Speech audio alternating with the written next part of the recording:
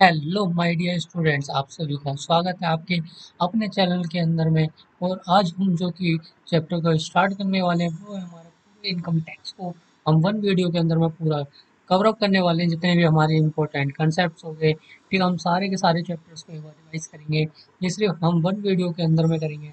और ये वीडियो उन बच्चों के लिए जिन्होंने अभी तक में कुछ नहीं पढ़ा, वो भी इस वीडियो से पढ़ सकते हैं। और अगर जिसको रिवाइज करना है वो बच्चे भी पढ़ सकते हैं। ठीक है, आइए वीडियो सेशन को हम स्टार्ट करते हैं। हमारा फर्स्ट चैप्टर हम स्टार्ट करने वाले हैं ग्रॉस टोटल इनकम को हम स्टार्ट करने वाले हैं, जिसको भी हम जीटीआई भी कहते हैं। ठीक है, अगर ग्रॉस टोटल इनकम की बात करते हैं, ठीक है, जो कि आप निकालते हैं ग्रोस टोटल इनकम। ठीक है, तो जैसे कि आपको जो आप पहले बेसिक कंसेप्ट के अंदर में जो कि आप कैलकुलेट करते हैं, तो टैक्स लायबिलिटी। ठीक है, तो उससे पहले कि आप पहले टोटल इनकम को आपको पता होनी चाहिए, उसके बाद आप टैक्स लायबिलिटी को फाइंड आउट करते हो।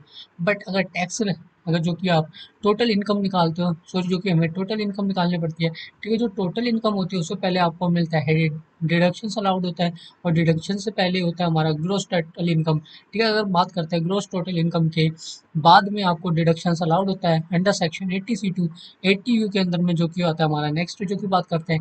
It includes income from all sources such as salary, house property, business, profession, जैसे कि जो कैपिटल गेन्स हो गए एंड अदर सोर्सेज। ये सारी हमारी हेड्स ऑफ इनकम है, ये सारे हमारे इंक्लूड्स होते हैं। उसके बाद जो कि नेक्स्ट आते हैं, जो कि हमारा अगर हम इन सब का अगर सम करते हैं जितनी भी हमारी हेड्स ऑफ इनकम है, तो हमारा निकल के आता था ग्रोस टोटल इनकम। देन उसके बाद हम डिडक्शंस को क्लेम करते थे अंडर सेक्शन 80C2 80U के अंदर में। उसके बाद निकल के आता था हमारा टोटल इनकम। ठीक है, जो कि section of the income tax act के अंदर में। उसके बाद हम नेक्स्ट जो कि बात करते हैं, ठीक है, उसकी तरफ बढ़ते हैं। अब नेक्स्ट वो आता है हमारा deductions from gross total income. ठीक है, जैसे कि हम डिडक्शंस को हम कैसे कैलकुलेट करते हैं, तो उसकी बात करते हैं। ठीक है, जैसे कि हम ग्रॉस टोटल इनकम को निकालते हैं, उसके बाद हम क्लेम करते हैं deduction under section 80C to 80 U के अंदर में। ठीक है, जो कि आता है आपका, उसको निकल के आता है आपका टोटल इनकम निकल के आता है। टोटल इनकम के बाद आप कैलकुलेट करते हो, आप टैक्स लाइबिलिटी को कैलकुलेट करते हो। उसके बाद आता है हमारा थर्ड, जो कि आता है sections of income tax act for deductions, जो कि आता है हमारा। ठीक है, जो हमारा बात करता था इनकम टैक्स एक्ट 1961 प्रोवाइड्स करता है आपका very section under which an individual can claim deductions from gross total income. ठीक है, ग्रोस टोटल इनकम जब आप निकालते हो, उसी के बाद ही आपको डिडक्शन अलाउड होता है। उसके बाद आपका निकल के आता है टोटल इनकम। देन उसके बाद आप कैलकुलेट करते हो वो टैक्स लाइबिलिटी को, या फिर आप कह सकते हो आप टैक्स पेबल को आप कैलकुलेट करते हो।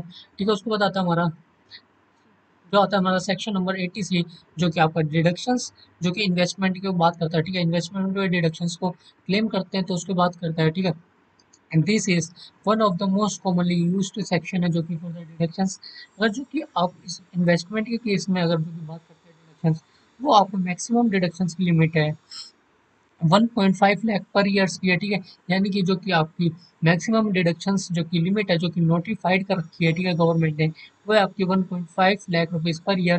और एलिजिबल की बात करते हैं। ठीक है, जिसने इन्वेस्टमेंट या एक्सपेंसेस कर रखा हो, ठीक है, वो होगा आपका लाइफ इंश्योरेंस प्रीमियम, जो LIP। ठीक है, और होगा हमारा पब्लिक प्रोविडेंट फंड फंड जिसको कि PPF कहते हैं, एंड NSC यानी कि national saving certificate, 5 year FD with banks, and tax savings FD, and employ provident fund EPF जिसको कहते हैं ट्यूशन फीसिस और चिल्ड्रंस एजुकेशन। ठीक है, principal repayment on home loans होगा, तभी ही आपको डिडक्शंस मिलेगा। आपने इन केसेस के अंदर में अगर इन्वेस्टमेंट का रखी हो या फिर एक्सपेंसेस का रखे होंगे, तभी आपको इन केसेस के अंदर में फिर डिडक्शंस मिलेगा। और अगर इसके बाद जो कि बात करते हैं, हमारा आता है इंपॉर्टेंट पॉइंट्स। इंपॉर्टेंट पॉइंट्स के अंदर में जो कि पढ़ते हैं, जो कि इंडिविजुअल इन्वेस्ट करता है multiple instruments under section 80C2। ठीक है, 80C the total deductions can not, जो आपका टोटल डिडक्शन है, ठीक है, वो कैन नॉट एक्सीड नहीं करना चाहिए 1.5 लाख को। अगर 1.5 लाख को एक्सीड अगर करती है, तो आपको क्लेम नहीं होगा। जो कि आपको क्लेम होगा सिर्फ डिडक्शन वो होगा 1.5 लाख तक का, यानी कि 1.5 लाख का आपका डिडक्शन ही अलाउड होगा। किस केस में, जो है आपका डिडक्शन फॉर इन्वेस्टमेंट के केसेस में। ठीक है, उसके बाद आता है हमारा सेक्शन नंबर 80D, वो बात करता है हमारा डिडक्शन फ्रॉम इंश्योरेंस प्रीमियम, जो कि बात करता है। ठीक है, अगर आप सेल्फ मान लीजिए, सेल्फ हो, फैमिली हो एंड पेरेंट्स के केस में, ठीक है, जो कि आपको डिडक्शंस प्रीमियम पेड होता है, वो भी किस पे, हेल्थ इंश्योरेंस पॉलिसीज पे। ठीक है, जैसे कि आपको जो कि डिडक्शंस की लिमिट है, ठीक है, अगर आप सेल्फ हो, फैमिली हो, उसके अंदर हमें हमारे एक्सक्लूडिंग होगी पेरेंट्स पेरेंट्स उसमें हमारे एक्सक्लूड होंगे, ठीक है, और अप टू ₹25,000, ठीक है, आपको डिडक्शंस मिलेगा। उसके बाद जो कि आपका आएगा वेरी सीनियर सिटीजन्स, ठीक है, जिनकी ये एज 60 ईयर से अबव हो जाती है सीनियर सिटीजन के केस में, तो उनको डिडक्शंस मिलता है 50,000 तक का, ठीक है, 50,000 तक का क्लेम कर सकते हैं। और सीनियर सिटीजन जो कि आता है पेरेंट्स जो कि 60 ईयर से ऊपर है, ठीक है, अप टू ₹25,000। और जो कि वेरी सीनियर सिटीजन केस आ जाता है वो आ जाता है 50,000 का आता है हमारा डिडक्शन क्लेम। उसके बाद आता है जो कि आपका इंक्लूडिंग होगा premium for health insurance policies, या फिर क्रिटिकल हो गया, क्रिटिकल इलनेस पॉलिसीज एसेक्ट। और एडिशनल बेनिफिट की बात करते हैं, ठीक है, तो एडिशनल बेनिफिट में जो कि आपको मिलेगा deduction from preventive health checkup, जिसको कि हम PHC के नाम से उसका जानते भी हैं, ठीक है, PHC के नाम से जानते हैं, जो कि अगर आपने मेरे रेगुलर लेक्चर्स जो भी आपने देखे हैं, ठीक है, उसके अंदर में हमने शॉर्ट फॉर्म में यूज़ करते हुए PHC, उसके अंदर मैंने आपको फुल फॉर्म भी बताई थी, प्रिवेंटिव हेल्थ चेकअप, जो कि आपके अप टू ₹5,000 तक का डिडक्शन मिलता है। उसके बाद आता है हमारा सेक्शन 80G। 80G किसकी बात करता है? डिडक्शन फ्रॉम डोनेशन की बात करता है, ठीक है, डिडक्शन फ्रॉम डोनेशंस की बात करता है हमारा सेक्शन नंबर 80G। उसके बाद जो की बात करते हैं हमारा deduction from donation made to charitable institution और फंड्स, ठीक है, आप कोई भी डोनेशंस करते हो चैरिटेबल को या कुछ भी फंड्स को डोनेट करते हो, जो कि एलिजिबल एलिजिबल डोनेशंस की बात करते हैं, जो कि आप करते हो तो donation to specified charitable organisation और funds such as prime minister हो गया, नेशनल रिलीफ फंड जिसको कि PMNRF नाम से भी जाना जाता है, ठीक है। और अगर आगे जानते जो कि हमारे कितने टाइप्स के जो कि होते हैं हमारे डोनेशन, ठीक है, टाइप्स ऑफ 100% का आपको डिडक्शन अलाउड होता है, ठीक है, without any restriction for donation to certain funds like PMNRF, जो भी आपके इससे रिलेटेड जितने भी आपके फंड्स हैं या फिर डोनेशंस हो गए, ठीक है, तो उस केस में आपको 100% डिडक्शन अलाउड होता है।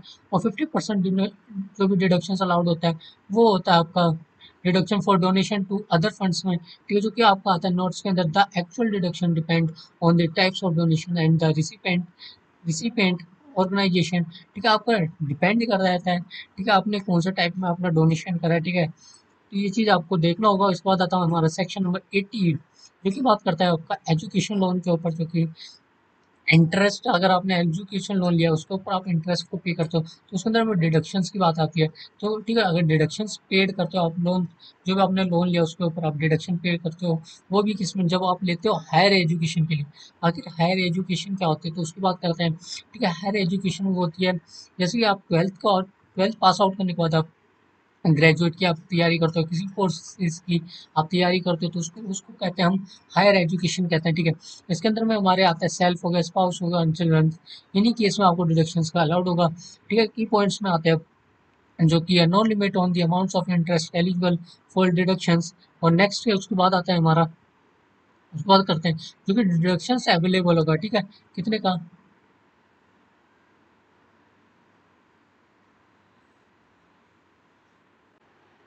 Deduction is available only for interest and not for the principal repayment. जो कि आपका डिडक्शन अवेलेबल होगा वो होगा आपका सिर्फ इंटरेस्ट के ऊपर, ना कि आपका जो कि प्रिंसिपल जो कि आप रिपेमेंट करते हो आप जो कि लोन पे, ठीक है ना, उसका, ठीक है। उसके बाद जो की बात करते हैं जो डिडक्शन क्लेम होगा वो होगा आपका जो कि मैक्सिमम जो कि होगा आपका 8 ईयर्स तक का।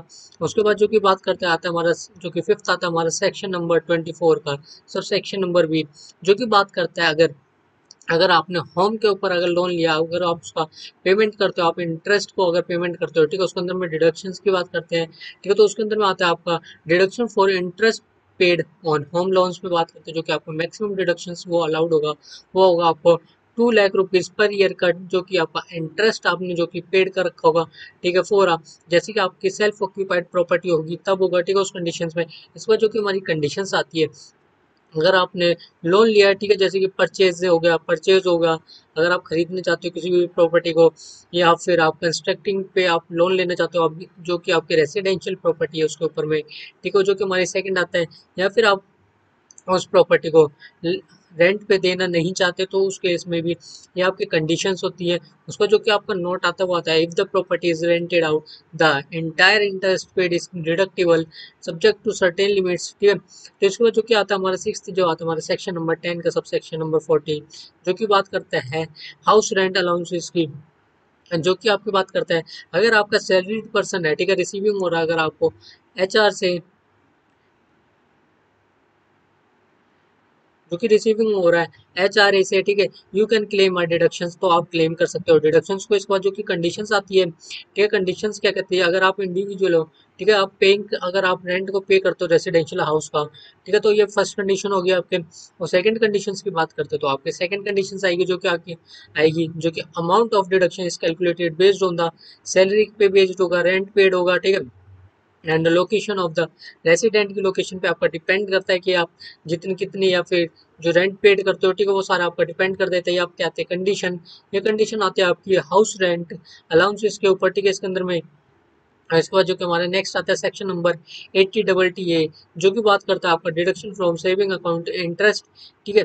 अगर इसके बाद जो कि बात करते हैं, अगर आप इंटरेस्ट अर्न करते हो, ठीक है, आप अगर आपने कोई भी सेविंग अकाउंट है, अगर वहाँ से अगर इंटरेस्ट को अर्न करते हो, तो उसके डिडक्शंस की बात करते हैं, जो कि आपको मैक्सिमम डिडक्शंस की लिमिट है 10,000 पर ईयर की। इसके बाद एलिजिबिलिटी की बात करते हैं, ठीक है, तो उसके बाद आता है अगर आप इंटरेस्ट अर्न करते हो सेविंग अकाउंट से, जो कि आपका बैंक में ओपन है, ठीक है, और आपका कोऑपरेटिव सोसाइटी है, और पोस्ट ऑफिस में जो कि आपका अकाउंट्स है, उसमें आपने कुछ भी आपने डिपॉजिट करा, आप वहाँ से इंटरेस्ट को अर्न करते हो, ठीक है, आपकी ये एलिजिबिलिटी है, तो आपको डिडक्शंस क्लेम होगा।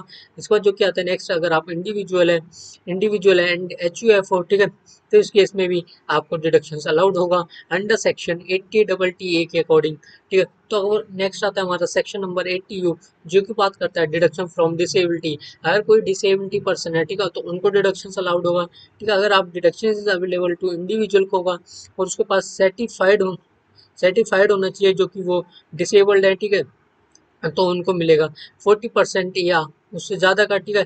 जो कि अमाउंट ऑफ डिडक्शन की बात करते हैं, तो 17,000 का 75,000 का मिलेगा, ठीक है, जो कि पर्सन डिसेबिलिटी होगा, ठीक है, और 40 to 80% मिलेगा डिसएबिलिटी वाले को, ठीक है। जैसे कि 75,000, या फिर आपको मिल सकता है 40% या फिर 80% जो कि डिसेबिलिटी का है।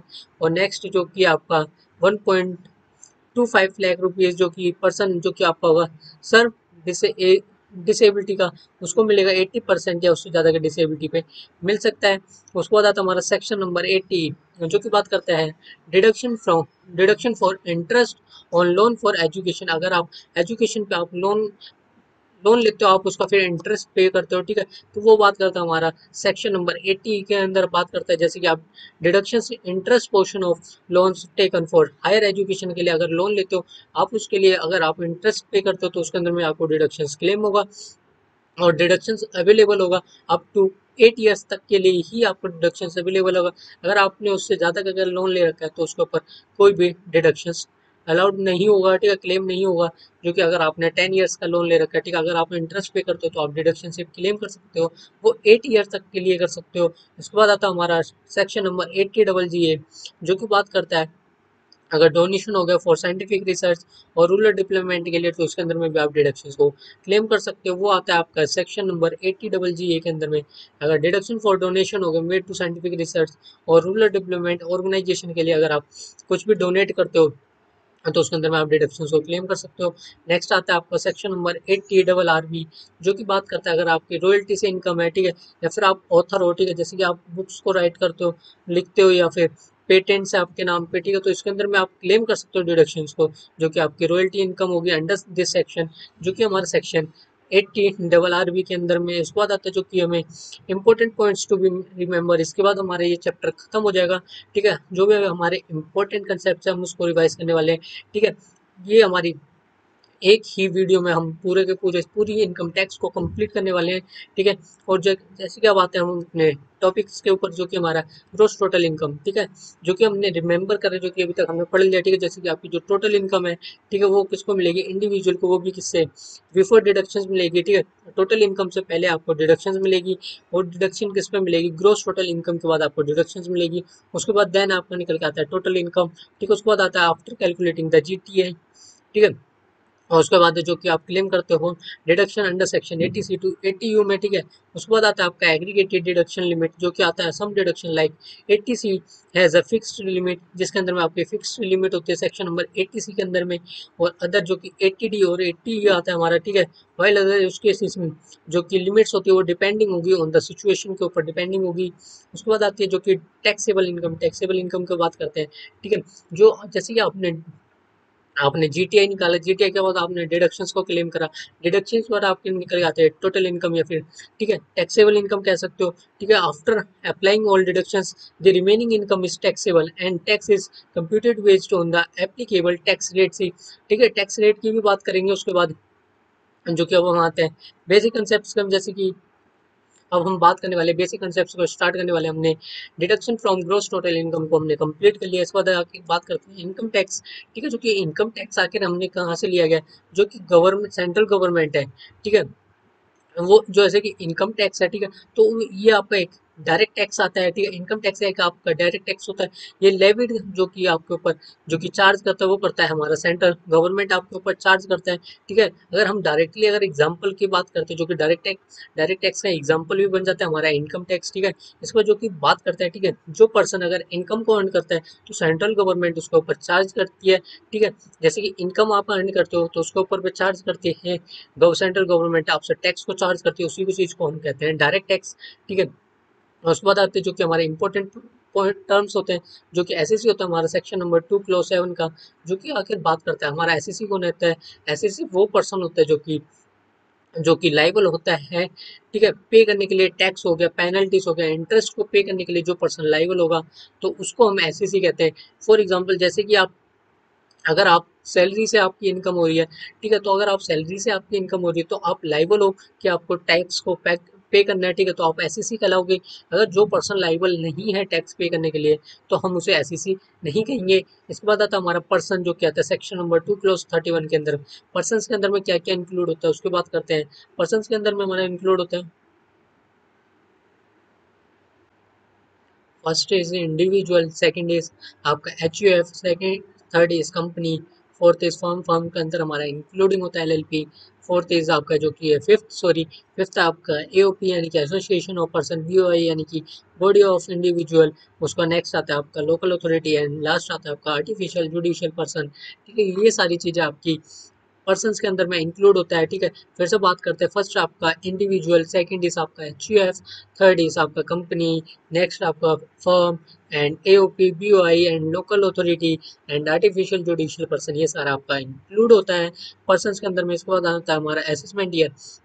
असेसमेंट ईयर की बात करते हैं तो वो होता है आपका ईयर इमीडिएटली, जो कि होता है आपका इमीडिएटली प्रीवियस ईयर होगा, ठीक है, किसका, असेस्ड टू द टैक्स, यानी कि जिस ईयर में आप टैक्स को पे करोगे तो उस ईयर में, जिस ईयर में आप टैक्स को आईटीआर सॉरी जिस ईयर में आप टैक्स पे करोगे या फिर आईटीआर फाइल करोगे, ठीक है, तो उस ईयर को आप असेसमेंट ईयर कहते हो। जिस ईयर में आपने अर्न किया है, ठीक है, कुछ भी आपने अर्न किया है, ठीक है, जिस ईयर में, तो वो आपका, ठीक है, प्रीवियस ईयर हो जाएगा।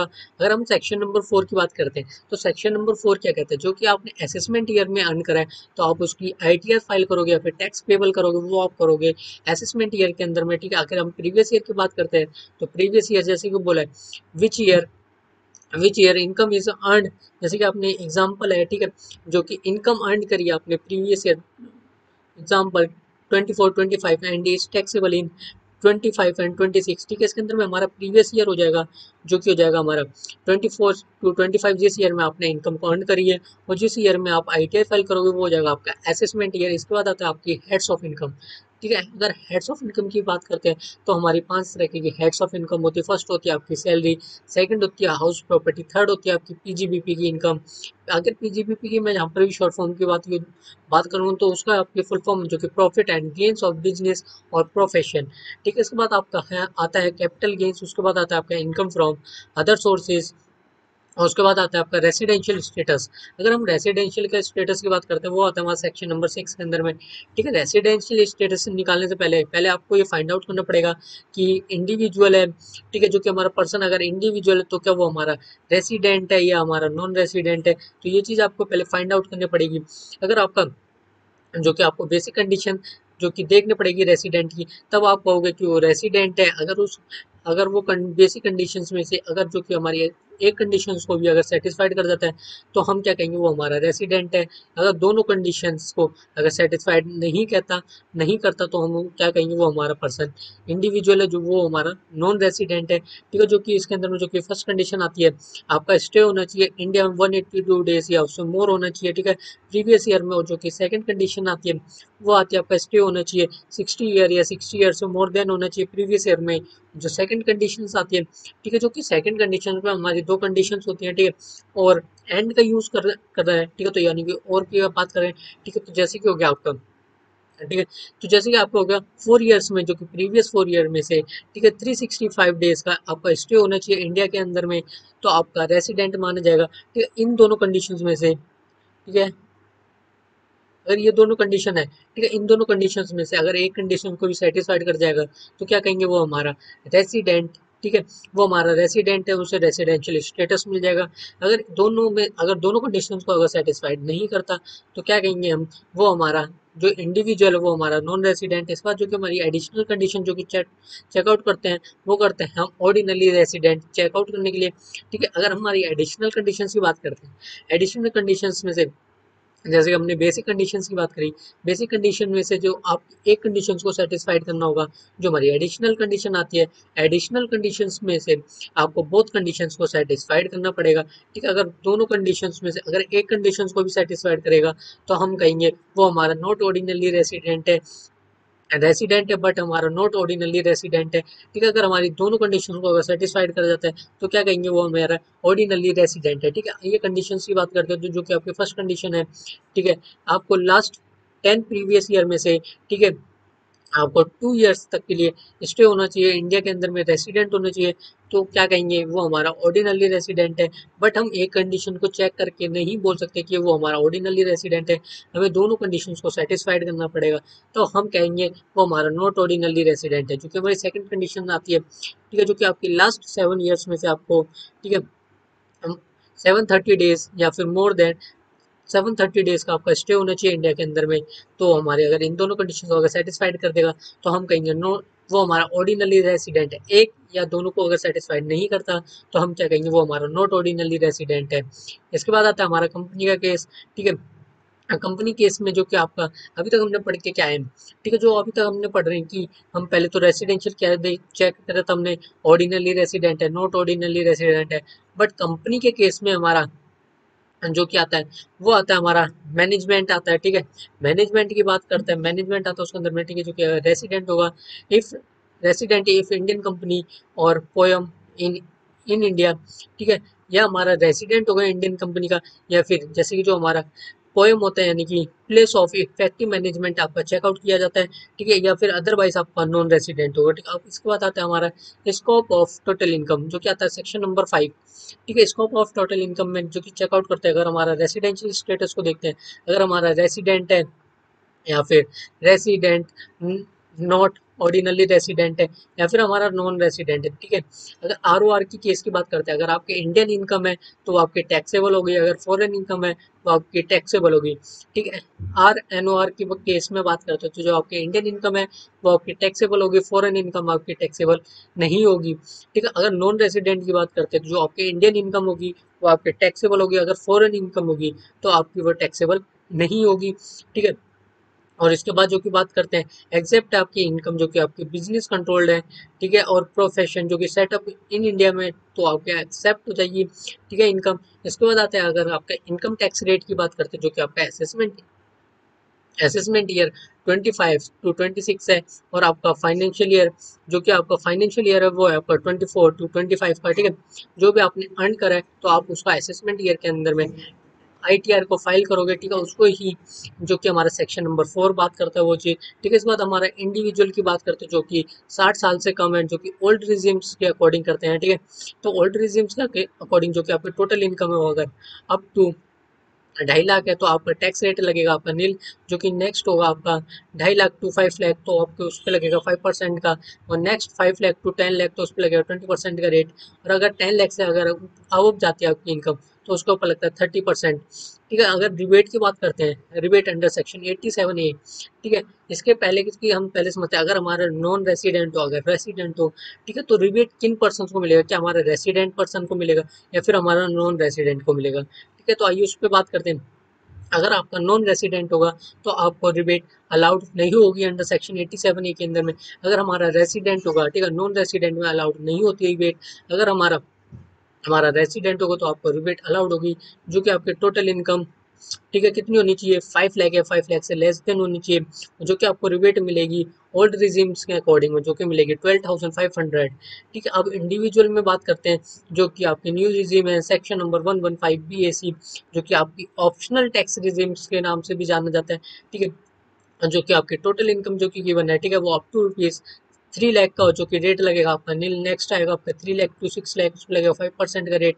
नेक्स्ट 6 to 9 लाख का वो इनकम है, अगर उस पर लगेगा आपका 10% का। अगर 9 लाख टू 12 लाख की आपकी इनकम है तो उसके ऊपर लगेगा 15% का टैक्स रेट। और अगर नेक्स्ट 12 लाख टू 15 लाख की इनकम है तो उस पर लगेगा 20% का रेट। अगर आपके 15 लाख से अबव है तो उसके ऊपर लगेगा 30% का रेट। ठीक है, ये आपकी ऑप्शनल टैक्स रिजीम है। ठीक है, जो हमने ऊपर बात करी थी उसके अंदर में, जैसे कि इसके अंदर में हमारी बेसिक अजम्पशन लिमिट हो जाएगी, वो आ जाएगी 3 लाख की। और ओल्ड रिजीम्स के according, wait wait 2 minute wait करेंगे।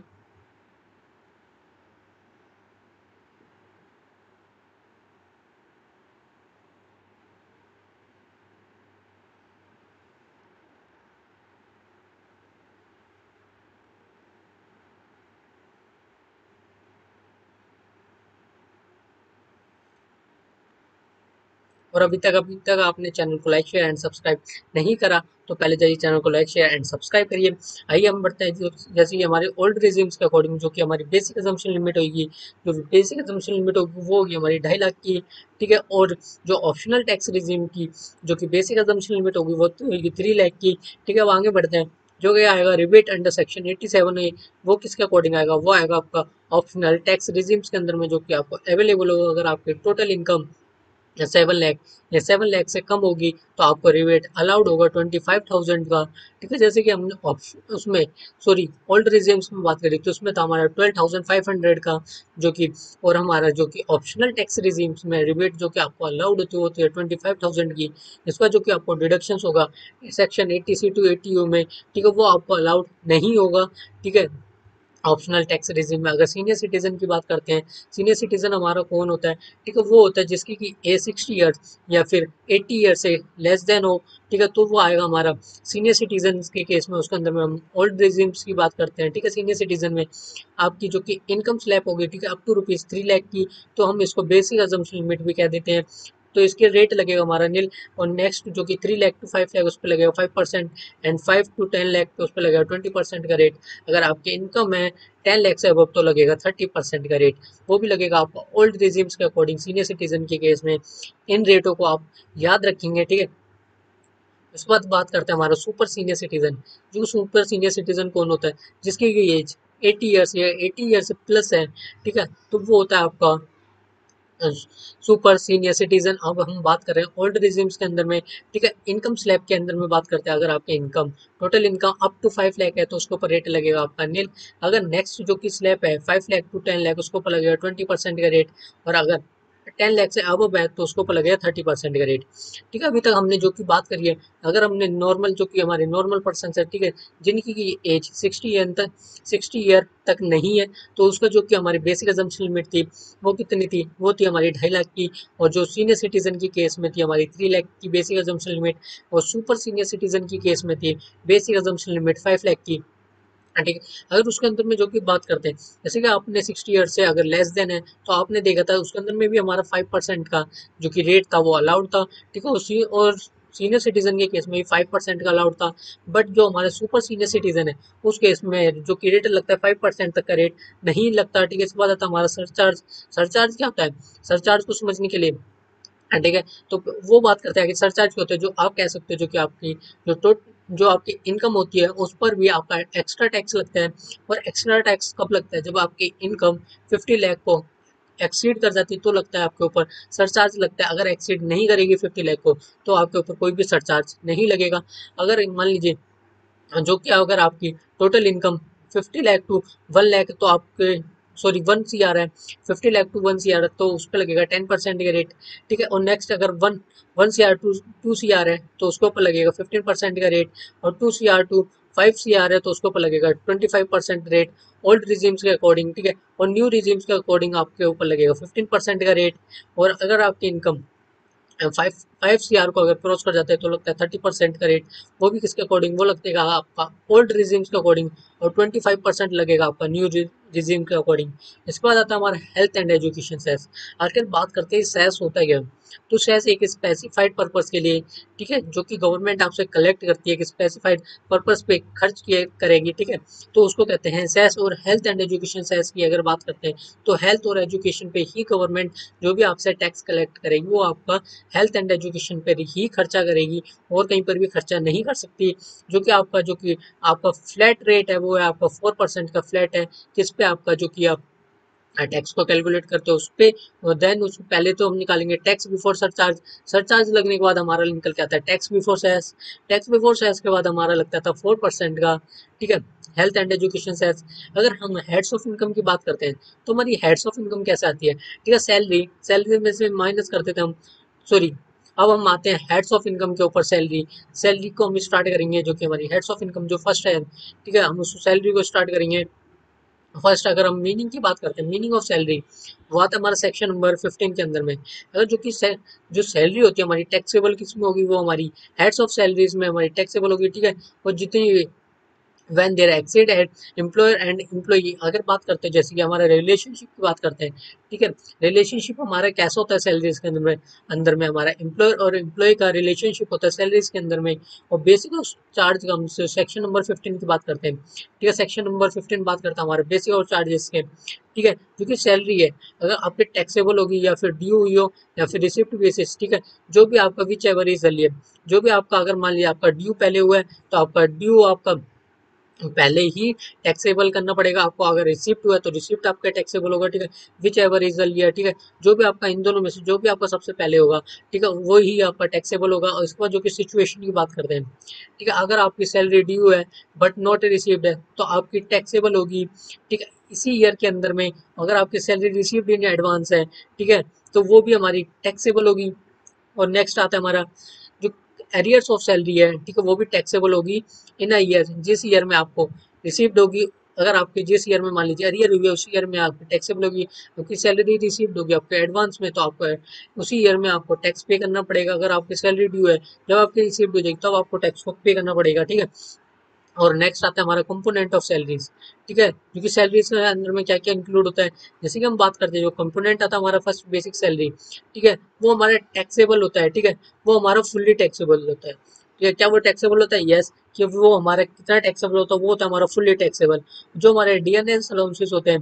ठीक है, डीएनएस अलाउंसेस क्या होते हैं, जैसे कि आपका जो कि खर्चे अभी हमारे, जैसे कि हमारा जो एक्सपेंसेस का रेट है, ठीक है, वो बढ़ता जा रहा है। ठीक है, जो भी हमारे अभी इस टाइम महंगाई बढ़ती जा रही है। ठीक है, अगर महंगाई बढ़ती जाएगी, ठीक है, उसको राहत देने के लिए वो जो कंपनी होती है वो अपने एम्प्लॉयज को डीएनएस अलाउंसेस प्रोवाइड करती है। ठीक है, अगर वो टैक्सेबल होगी, यस हमारी टैक्सेबल होगी, और कितनी होगी, वो हमारी फुल्ली टैक्सेबल होगी।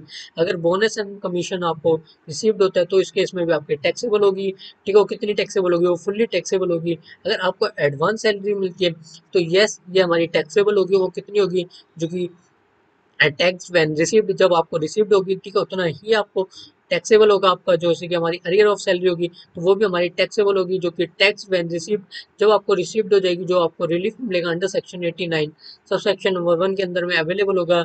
लिव इनकैशमेंट के अंदर आपको पार्शली जो कि आपको कुछ जैसे कि मान लीजिए आप आधा ही करना पड़ेगा, जो कि आपके एग्जाम्प्ट होगी उसके अंदर में गवर्नमेंट एम्प्लॉयज जो कि पार्टली एग्जाम्प्ट फॉर अदर होगी। ठीक है, ग्रेचुटी के केस में आपकी पार्टली होगी। ठीक है, जो कि एग्जम्पशन मिलेगी आपको under section 10 sub section number 10 के अंदर में। उसके बाद आता है हमारा पेंशन, पेंशन के अंदर भी आपकी पार्शली होगी। और अनकम्यूट अनकम्यूटेड जो आपकी टैक्सेबल होगी, और कम्यूटेड वाली आपकी एग्जाम्प्ट होगी।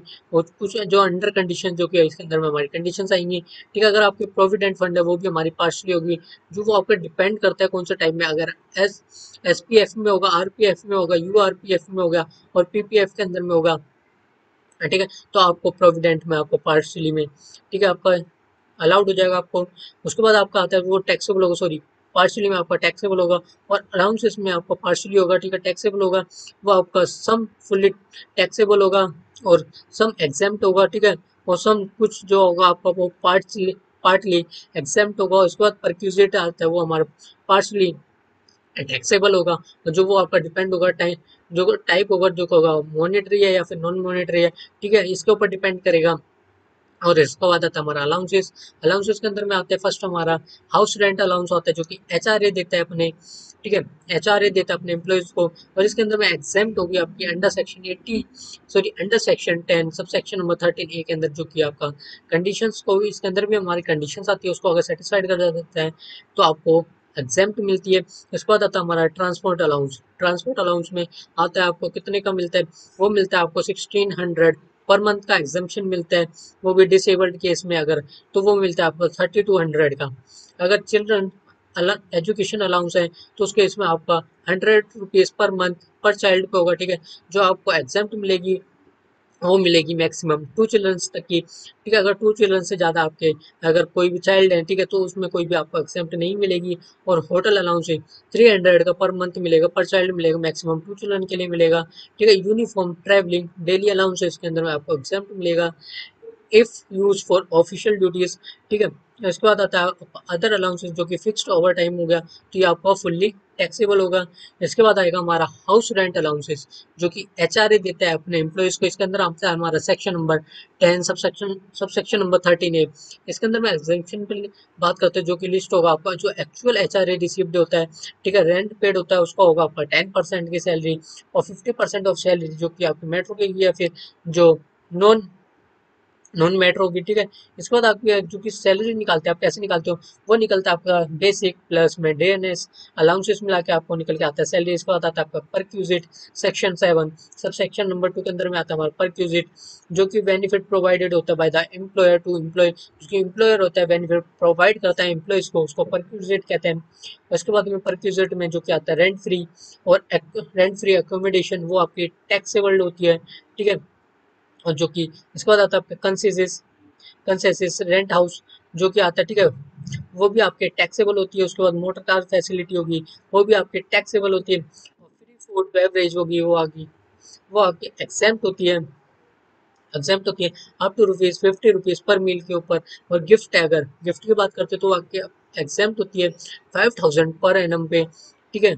इसके बाद मेडिकल रीइम्बर्समेंट है, ठीक है, उसके अंदर में एग्जाम्प्ट होता है up to ₹15,000 up to assessment year 18-19 में। और स्वीट इक्विटी शेयर्स हो गया, ठीक है, तो उसके इसमें आपका टैक्सेबल होगा एज रिक्विजिट पे, ठीक है। जो प्रोविडेंट फंड है यानी कि पीएफ, जो आज का टाइम पे काफी बच्चे जानते होंगे कि पीएफ किसी को फुल फॉर्म भी नहीं पता होती, ठीक है, काफी बच्चे होते हैं अगर प्योर पीएफ की फुल फॉर्म पूछते हैं तो उनको पीएफ की भी फुल फॉर्म नहीं पता होती, तो वो होता है हमारा प्रोविडेंट फंड, ठीक है। आगे टाइप्स की बात करते हैं, फर्स्ट आता है हमारा स्टैट्यूटरी पीएफ, उसके अंदर जो कि एम्प्लॉय होता है कंट्रीब्यूशन करता है, तो उसके अंदर में एग्जेम्प्ट मिलती है, और इंटरेस्ट में भी एग्जेम्प्ट मिलती है, और विड्रॉल करता है तो उसमें भी आपको एग्जेम्प्ट मिलती है, ठीक है। अगर जो रिकॉग्नाइज्ड पीएफ है तो उसके अंदर में एग्जेम्प्ट मिलती है जब कंट्रीब्यूशन करेगा, ठीक है, तो एग्जेम्प्ट मिलती है अप टू ₹12% ऑफ सैलरी, जो आपको सैलरी मिलती है उसकी 12% तक का आपको एग्जेम्प्ट मिलता है। और अगर इंटरेस्ट के केस में एग्जेम्प्ट मिलता है आपको 9.5% का, और एग्जेम्प्ट मिलता है 5 ईयर्स का ऑफ सर्विस कंप्लीटेड। अगर आप सर्विसेज को 5 ईयर्स में आप कंप्लीट कर लेते हो तो आपको एग्जेम्प्ट मिल जाता है। अनरिकॉग्नाइज्ड पीएफ अगर बात करते हैं तो नॉट टैक्सेबल होता है कंट्रीब्यूशन, इंटरेस्ट के केस में भी आपका नॉट टैक्सेबल होता है yearly, and taxable on withdrawal होता है ओनली, ठीक है। जो आपके टैक्सेबल होता है वो ओनली विड्रॉल के केसेस में होता है। इसके बाद जो की बात करते हैं जो कि पब्लिक पीएफ है, ठीक है, पीपीएफ भी कहते हैं जिसको हम पब्लिक पीएफ को, ठीक है, जो कि आपको कंट्रीब्यूशन होगा वो कुछ नहीं होगा, ठीक है, सेल्फ कंट्रीब्यूशन होगा उसमें, और इंटरेस्ट में आपका एग्जेम्प्ट होगा, विड्रॉल में भी आपका एग्जेम्प्ट होगा। इसके बाद हम ग्रेजुएटी की तरफ चलते हैं। ग्रेजुएटी को स्टार्ट करने से पहले, ठीक है, 2 मिनट का भी लेंगे ब्रेक।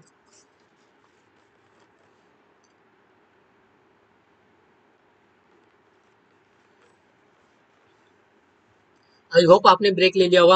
आइए स्टार्ट करते हैं ग्रेजुएटी को। ग्रेजुएटी का आता है हमारा section number 10, sub section number 10, जो कि अगर एम्प्लॉय की टाइप की बात करते हैं, अगर हमारा गवर्नमेंट एम्प्लॉयड है तो उसकी फुल्ली एग्जाम्प्ट होती है, ठीक है। अगर वो हमारा गवर्नमेंट एम्प्लॉयड नहीं है तो कितनी की होती है, एटलीस्ट 220 लाख या फिर एक्चुअल ग्रेचुटी जो आपको रिसीव्ड होगी या फिर 15 डेज की सैलरी जो मल्टीप्लाई कर देंगे उसमें, ठीक है, कंप्लीटेड ईयर ऑफ सर्विसेज, ठीक है, इतना आपको चार्ज होगा आपका। इसके अंदर में एग्जेम्पशन नहीं मिलेगी, ठीक है, जो कि कवर्ड होता है अंडर ग्रेचुटी एक्ट के अंदर में, जो कि लिस्ट ऑफ है, जो कि कम होगी आपकी 20 लाख या फिर एक्चुअल ग्रेचुटी रिसीव या 15 डेज सैलरीज को मल्टीप्लाई कर देंगे कंप्लीटेड ईयर ऑफ सैलरी से। इसके बाद आता है आपका लीव इनकैशमेंट, जो कि आता है section number 10 sub section number 10AA। अगर एम्प्लॉयमेंट का टाइप की बात करते हो तो इसके अंदर में अगर आपका गवर्नमेंट एम्प्लॉय है तो फुल्ली एग्जेम्प्ट होगा। अगर आपका नॉन गवर्नमेंट एम्प्लॉय है वो आपका एटलीस्ट, ठीक है, 3 लाख होगा, या फिर एक्चुअल रिसीव्ड, या फिर आपका 10 मंथ्स एवरेज सैलरी, या leave balance multiply by average salary, ठीक है, इस चीज़ को आप याद रखेंगे। इसके बाद आता है आपका पेंशन। पेंशन की अगर टाइप की बात करते हैं, अगर अनकम्यूटेड है तो आपका फुल्ली टैक्सेबल होगा। अगर कम्यूटेड बाय गवर्नमेंट एम्प्लॉय है, सॉरी, वो आपका फुल्ली एग्जेम्प्ट होगा। अगर कम्यूटेड अदर्स विद ग्रेजुटी है तो 1/3 होगा आपका एग्जेम्प्ट होगा। और अदर अगर अदरवाइज आपका ग्रेजुटी है, ठीक है, तो वन वन सेकेंड होगा जो कि एग्जाम्प्ट होगा आपका। उसको आता था हमारा relief under section 89 sub section number 1, ठीक है। और रिलीफ रिलीफ अवेलेबल, ठीक है, कब रिलीफ अवेलेबल होगी वो की salary is received in arrears और एडवांस के केसेस में आपको रिलीफ आपको अलाउड हो गया हो, या फिर computation of pension gratuity compensation happens in lump sum के अकॉर्डिंग में भी आपको रिलीफ अवेलेबल हो जाएगी। इसके बाद डिडक्शन फ्रॉम सैलरी की बात करते हैं, सेक्शन नंबर 16, ठीक है। इसके अंदर में आता है हमारा सेक्शन नंबर 16 का 1A में आता है हमारा, जो कि आता है हमारा स्टैंडर्ड डिडक्शन सैलरी में। जो कि आप डिडक्शंस की बात करें तो उसके अंदर का जो कि स्टैंडर्ड डिडक्शंस में जो कि अमाउंट मिलता है आपको, वो मिलता है 15,000। और जो सेकंड होता है हमारा एंटरटेनमेंट अलाउंस या फिर गवर्नमेंट एम्प्लॉयज, जो कि लिस्ट ओनली है, ठीक है, जो कि आपको मिलता है, ये बात करता है हमारा सेक्शन नंबर 16 का सेकंड, जो या फिर 5,000 या फिर 1/5 of salary which ever is lower, उतना ही आपको कंसिडर्ड होता है, ठीक है। और जो कि एक्चुअल अलाउंसेस के केस में जो कि बात करता है हमारा सेक्शन नंबर 16 का सब सेक्शन नंबर 3 में, उसके बाद आता है आपका प्रोफेशनल टैक्स अमाउंट पेड, ठीक है, तब आपको डिडक्शंस अलाउड होती है सैलरीज के अंदर में। इसके बाद आते हैं हम बात करते हैं हमारा आने वाले, अब हाउस प्रॉपर्टी को हम स्टार्ट करने वाले हैं, ठीक है। और हमने अभी तक कितने चैप्टर पढ़ लिए, ठीक है, उसकी बात करते हैं। वो हमने पढ़ लिया, ठीक है, वो कंप्लीट कर लिया हमने। जीटीआई के एंड के deduction from gross total income हमने कंप्लीट कर लिया, बेसिक कंसेप्ट हमने क्लियर कर लिया, एंड सैलरी हमने कवर अप कर लिया। इसके बाद हम करने वाले हैं हाउस प्रॉपर्टी, ठीक है। हम विदाउट ब्रेक के कर रहे हैं, ठीक है, सारा आप जितनी देर आपकी कैपेसिटी है उतनी उतनी देर देखिए, और वहाँ पर वीडियो को पॉज कर लीजिए, फिर देन ब्रेक लीजिए 2 मिनट्स का, फिर देन स्टार्ट करिए, ठीक है।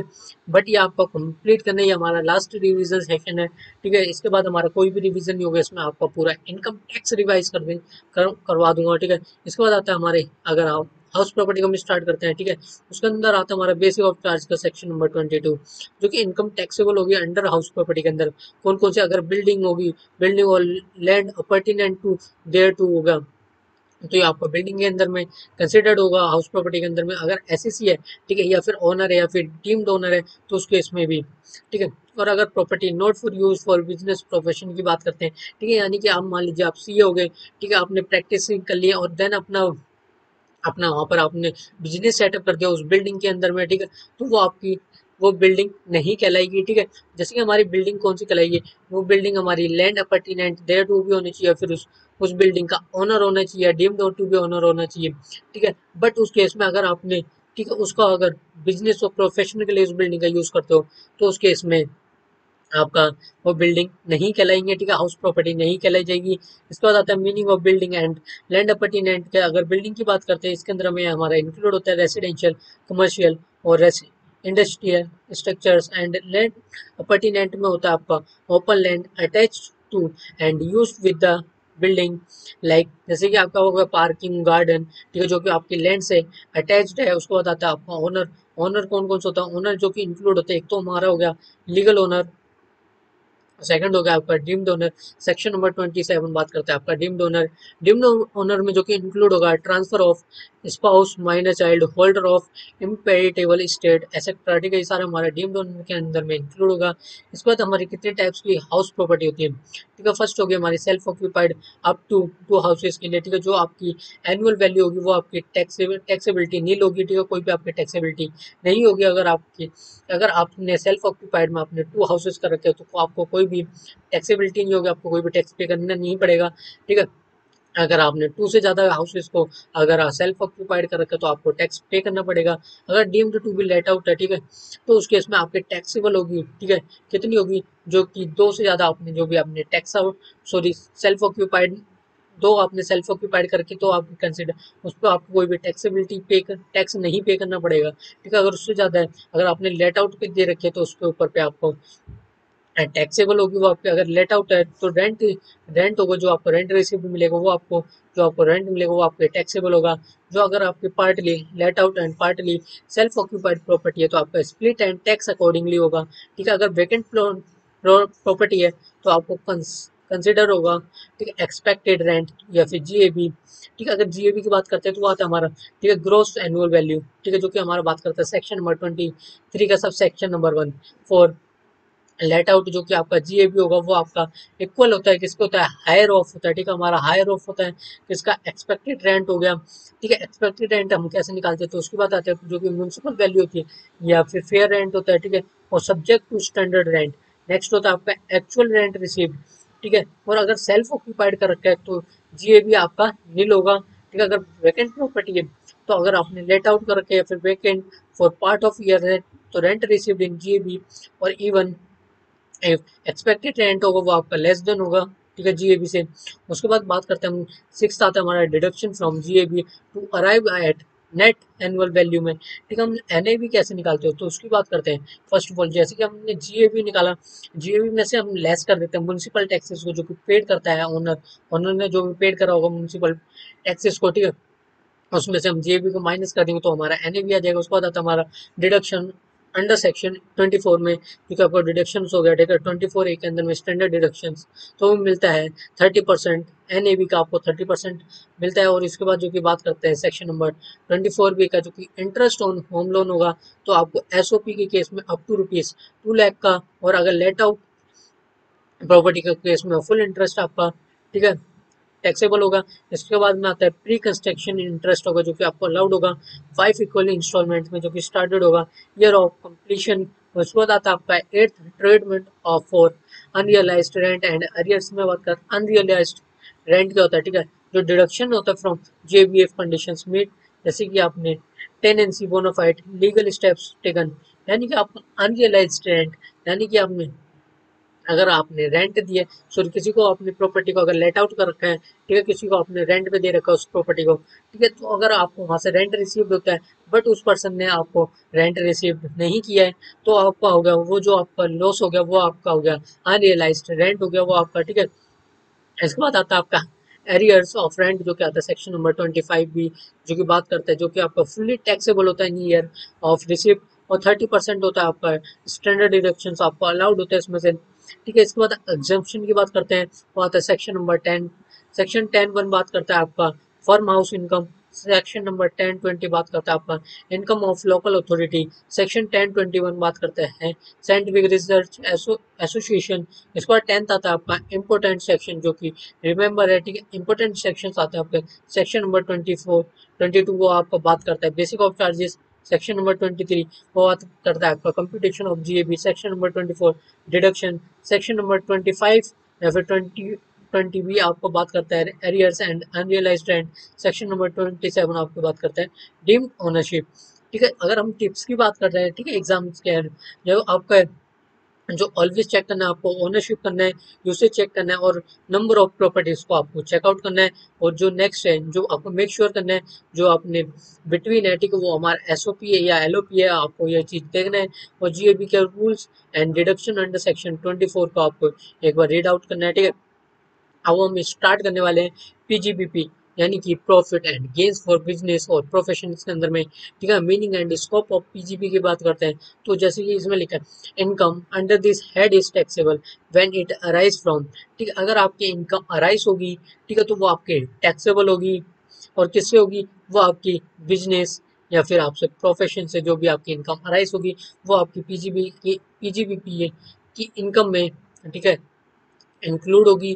ठीक है, इसके बाद आता है एनी बिजनेस और प्रोफेशन जो कि कैरिड ऑन द एसएससी, ठीक है। अगर आपका कोई भी जो हमारा एसएससी है, ठीक है, वो कैरिड करता है, ठीक है, बिजनेस को या फिर प्रोफेशन को, ठीक है, वो ऑपरेट करता है या फिर कैरिड करता है, ठीक है, कुछ भी कह सकते हो आप, ठीक है, तो वो आपकी पीजीबी पीजीबीपी की इनकम में आता है, ठीक है। जो आपका जो बिजनेस होगा वो चाहे आपका एनी ट्रेड कोई से भी ट्रेड हो या कॉमर्स को या फिर मैन्युफैक्चर में हो, वो भी आपकी या फिर आपका प्रोफेशन हो, ऑक्यूपेशन रिक्वायरिंग, ठीक है, जैसे कि इंटेलिजेंस टेक्निकल स्किल्स हो गया, लाइक एग्जांपल जैसे कि सीए हो गया, डॉक्टर, लॉयर हो गया। तो इस केस में जैसे कि आपने बिजनेस हो गया, ठीक है, और प्रोफेशन हो गया, इन दोनों में से आपको जहां से भी आपको इनकम होगी, फॉर मान लीजिए आपको बिजनेस से इनकम हो रही है, ठीक है, फॉर मान लीजिए आपका प्रोफेशन से हो रहा है या फिर आपको दोनों से हो रहा है, तो आपकी टैक्सेबल होगी, वो होगी आपकी पीजीबीपी की हेड्स ऑफ इनकम में, पीजीबीपी में आपका इंक्लूड होगा वो हमारा, ठीक है। इसके बाद चार्जेबिलिटी की बात करते हैं अंडर सेक्शन 28, ठीक है। किसकी बात करता हूँ? इनकम टैक्स एक्ट में सेक्शन अंडर सेक्शन 82 में हमारा आता है चार्जेबिलिटी। जो इसके बाद आता है हमारा इनकम टैक्सेबल अंडर पीजीबीपी, जो सेक्शन नंबर 28 आता है वो आता है हमारा प्रॉफिट फॉर बिजनेस और प्रोफेशन, ठीक है। आपके टैक्सेबल होती है कंपनसेशन आपको रिसीव्ड हुआ है टर्मिनेशन या मॉडिफिकेशन ऑफ कॉन्ट्रैक्ट में, इसके अंदर में भी आपकी जो इनकम होगी वो आपके टैक्सेबल होगी अंडर पीजीबीपी के अंदर में।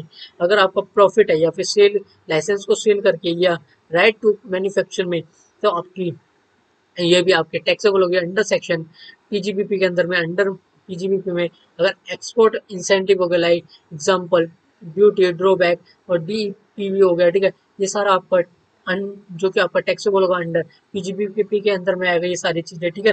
अगर वैल्यू ऑफ एनी बेनिफिट्स हो गए, परक्यूजिट्स हो गए, taxable for business, interest, salary, bonus, commission for from partnership firm, ठीक है, या फिर आपकी स्पेक्युलेटिव बिजनेस है, ठीक है, insurance amount against stocks loss damages, ये सारा आपका टैक्सेबल होता है अंडर पीजीबीपी के अंदर में। इसके बाद अलाउेबल एक्सपेंसेस की बात करते हुआ हमारा सेक्शन नंबर 32 37 जो कि फर्स्ट आता है rent, rate, taxes, repair, insurance, जो की बात करते हैं सेक्शन नंबर 30 एंड 31 के अंदर में, जो कि आपकी बिल्डिंग होगी, ठीक है, यूज करते हो अगर बिजनेस पे, ठीक है, और आप रेंट को पेड करते हो, ठीक है, और repair and insurance of plant machinery furniture not capital, ठीक है। इसके बाद आता है हमारा डेप्रिशिएशन। डेप्रिशिएशन का आता है जो आता है हमारा सेक्शन नंबर 32। डेप्रिशिएशन क्या होता है? ठीक है, डेप्रिशिएशन किस पे लग सकता है? टेंजिबल एसेट्स पे भी लग सकता है, इंटेंजिबल एसेट्स पे भी लग सकता है, ठीक है। और जो कि आपका अलाउड होगा एज पर डब्ल्यूडीबी मेथड, जो कि आपने पढ़ के आए होगे आप फाउंडेशन के अंदर में भी, डब्ल्यूडीबी मेथड अकाउंट्स के अंदर में, ठीक है, और वो भी आपका ब्लॉक वाइज लगेगा, ठीक है। एग्जांपल है आपका कंप्यूटर है, कंप्यूटर के ऊपर लगेगा 40%, बिल्डिंग के ऊपर लगता है 10%, फर्नीचर के ऊपर लगेगा 10% का। ये रियल है, ये एग्जाम्पल नहीं है, ये रियल में लगता है कंप्यूटर हो गया, ठीक है। तो कंप्यूटर के ऊपर जो डेप्रिसिएशन लगता है वो फिक्स्ड है, वो आपका फ्लैट रेट है 40% का, एंड बिल्डिंग के ऊपर फ्लैट रेट है 10%, फर्नीचर के ऊपर आपका फ्लैट रेट 10%। इसके बाद बात करते हैं अनअब्जॉर्ब डेप्रिसिएशन है, ठीक है, वो आपका इनडेफिनेट इनडेफिनेटली वो आप कैरिड फॉरवर्ड कर सकते हो, ठीक है। अगर आपका एक्सपेंडिचर है, ठीक है, आपका कोई भी खर्चा है साइंटिफिक रिसर्च में, ठीक है, वो आपका बात करते हैं सेक्शन नंबर 35। अगर आपका रिवेन्यू एक्सपेंडिचर वो आपका 100% अलाउड होगा। अगर आपका कैपिटल एक्सपेंडिचर है वो 100% अलाउड होगा, एग्जेप्ट सिर्फ लैंड को छोड़ के, ठीक है। और इसके बाद अमोर्टाइजेशन ऑफ प्रीलिमिनरी एक्सपेंसेस की बात करते हैं, वो बात करते हैं हमारा सेक्शन नंबर 35D का, ठीक है, जो कि आपको maximum 5% of cost of project और कैपिटल इंप्लॉयड पे ही आपको अलाउड होगा। इसके बाद होगा जो कि अलाउड होगा 5%, जो सॉरी 5 इक्वल इंस्टॉलमेंट का। इसके बाद आता है हमारा जनरल डिडक्शन, जो कि आप बात करता हूँ सेक्शन नंबर 37। अगर आपको एक्सपेंसेस नॉट कवर्ड, अगर जो सेक्शन नंबर 30 एंड 36 के अंदर में कवर्ड नहीं होगा, ठीक है, but incurred wholly and exclusively business are allowed, ये सारे आपको अलाउड होगा। इसके बाद जो आता है must not be personal capital और प्रोहिबिटेड बाय लॉ, ठीक है। इसके बाद आता है हमारा डिसअलाउड एक्सपेंसेस। डिसअलाउड एक्सपेंसेस आता है हमारा section number 40 48 40A and 43B के अंदर में। वही आता है फर्स्ट आते बात करें हम 40A की बात करें, हमारा जो TDS होता है, फिर ठीक है, TDS नोट डिडक्शंस और पेड, ठीक है, तो आपको उसके अंदर में एक्सपेंसेस डिस अलाउड होते हैं, इस चीज को आप याद रखेंगे, ठीक है। आपको एक्सपेंसेस डिस अलाउड होते हैं किस केस में, जो कि टीडीएस हो गया, आपको डिडक्टेड नहीं है या फिर आपने पे नहीं किया, तो उस केस में जो कि एक्सपेंसेस होगा वो आपका डिस अलाउड होगा। तो सेक्शन नंबर 40 की बात करता है, वो बात करता है आपका interest, salary, remuneration to partner above limits, वो आपको डिस अलाउड होगी इस केस में भी। सेक्शन नंबर 81 टू की बात करते हो, वो आपकी बात करता है एक्सेसिव, जो भी आपकी पेमेंट होगी रिलेटेड टू पर्सन, वो आपके डिसअलाउड होगी, सिर्फ अनरीजनेबल को छोड़ के, ठीक है। और अंडर सेक्शन 40A3 बात करते हैं, जो कि पेमेंट होगी आपकी वो लेस देन होनी चाहिए 10,000 से, वो भी किस में, कैश के अंदर में, ठीक है। और 100% आपको डिसअलाउड होगी, सिर्फ जो कि 35,000 वो आपको अलाउड होगी, वो होगी ट्रांसपोर्टेबल पे, बाकी आपको 100% तो आपको डिसअलाउड ही होगी, ठीक है। डिसअलाउड होगी, जो आपको अलाउड होगी वो होगी आपके 35,000, वो किसको होगी, वो होगी ट्रांसपोर्टर पे होगी। इसके बाद आता है 43 जो कि आपको अलाउड होगा, वो आपको एक्चुअल पेमेंट पे होगा। मान लीजिए जैसे कि पीएफ हो गया, ईएसआई हो गया, GST, bonus, commission, leave, encashment, interest to financial institution, तो इन केसेस के अंदर में आपको डिडक्शन अलाउड होगा, ठीक है। इसके बाद आता है आपका डीम्ड इनकम। डीम्ड इनकम की बात करते हैं, तो वो बात करते हैं हमारे सेक्शन नंबर 41, ठीक है। Recovery of any earlier allowed expenses is taxable, और जो कि इसका एग्जांपल है बैड डेट रिकवर्ड हो गया, remission of liability, sale of assets on which deductions was claimed, ठीक है। तो इन केसेस में आपके डीम्ड इनकम मान ली जाएगी, ठीक है। डीम्ड इनकम में जैसे कि हमने जो बेसिक कंसेप्ट के अंदर में भी बात करी थी, ठीक है, जो आपके डीम्ड इनकम कम मान ली जाती है, ठीक है। तो अगर आप मान लीजिए, जो आप अगर मान लीजिए जैसे कि जैसे हमारे एक एग्जांपल आता था, ठीक है, जो कि हमारे जो केसेस बात करते थे बेसिक कंसेप्ट के अंदर में, ठीक है, ऐसे कौन से केसेस होते थे जो कि हम असेसमेंट ईयर में फाइल ना करके, जो असेसिंग ऑफिसर होता है तो वो आपको नोटिस देता है कि आप प्रीवियस ईयर में ही टैक्स फाइल करोगे, तो उसका ये एक एग्जाम्पल दे रहा हूँ। जैसे कि आप प्रॉपर्टी को ट्रांसफर करते हो, किस लिए करते हो आप, टैक्सेस को बचाने के लिए, तो उस केस में भी जो असेसिंग ऑफिसर हो वो आपके इनकम को क्या मान लेता था, डीम्ड इनकम मान लेता था, ठीक है। वही इसके अंदर में, और डीम्ड इनकम में जो कि आपका होता है, ठीक है, डीम्ड इनकम जब एसएससी बना देता है, ठीक है, यानी कि जो आपने इनकम छुपाई है गवर्नमेंट से, वो आपकी ब्लैक मनी इनकम हो जाएगी, ठीक है। इसके बाद आता है हमारा प्री प्रिजम्पटिव टैक्सेशन, जो कि इसके अंदर में आता है हमारा 44 AD बात करता है हमारा बिजनेस में हमारे, इसके अंदर में हमारा इंक्लूड क्या नहीं होता, प्लेइंग नहीं होता, हायरिंग नहीं होता, एजेंसी नहीं होता, ठीक है। जो कि आपके टर्नओवर लिमिट होगी 3 CR होगा, ठीक है। कैश में रिसिप्ट होनी चाहिए 5% से कम होना चाहिए, 5% है 5% से कम होना चाहिए। प्रेजेंटिव जो कि रेट होगा 6% आपका डिजिटल होगा, 8% आपका अदर होगा, ठीक है।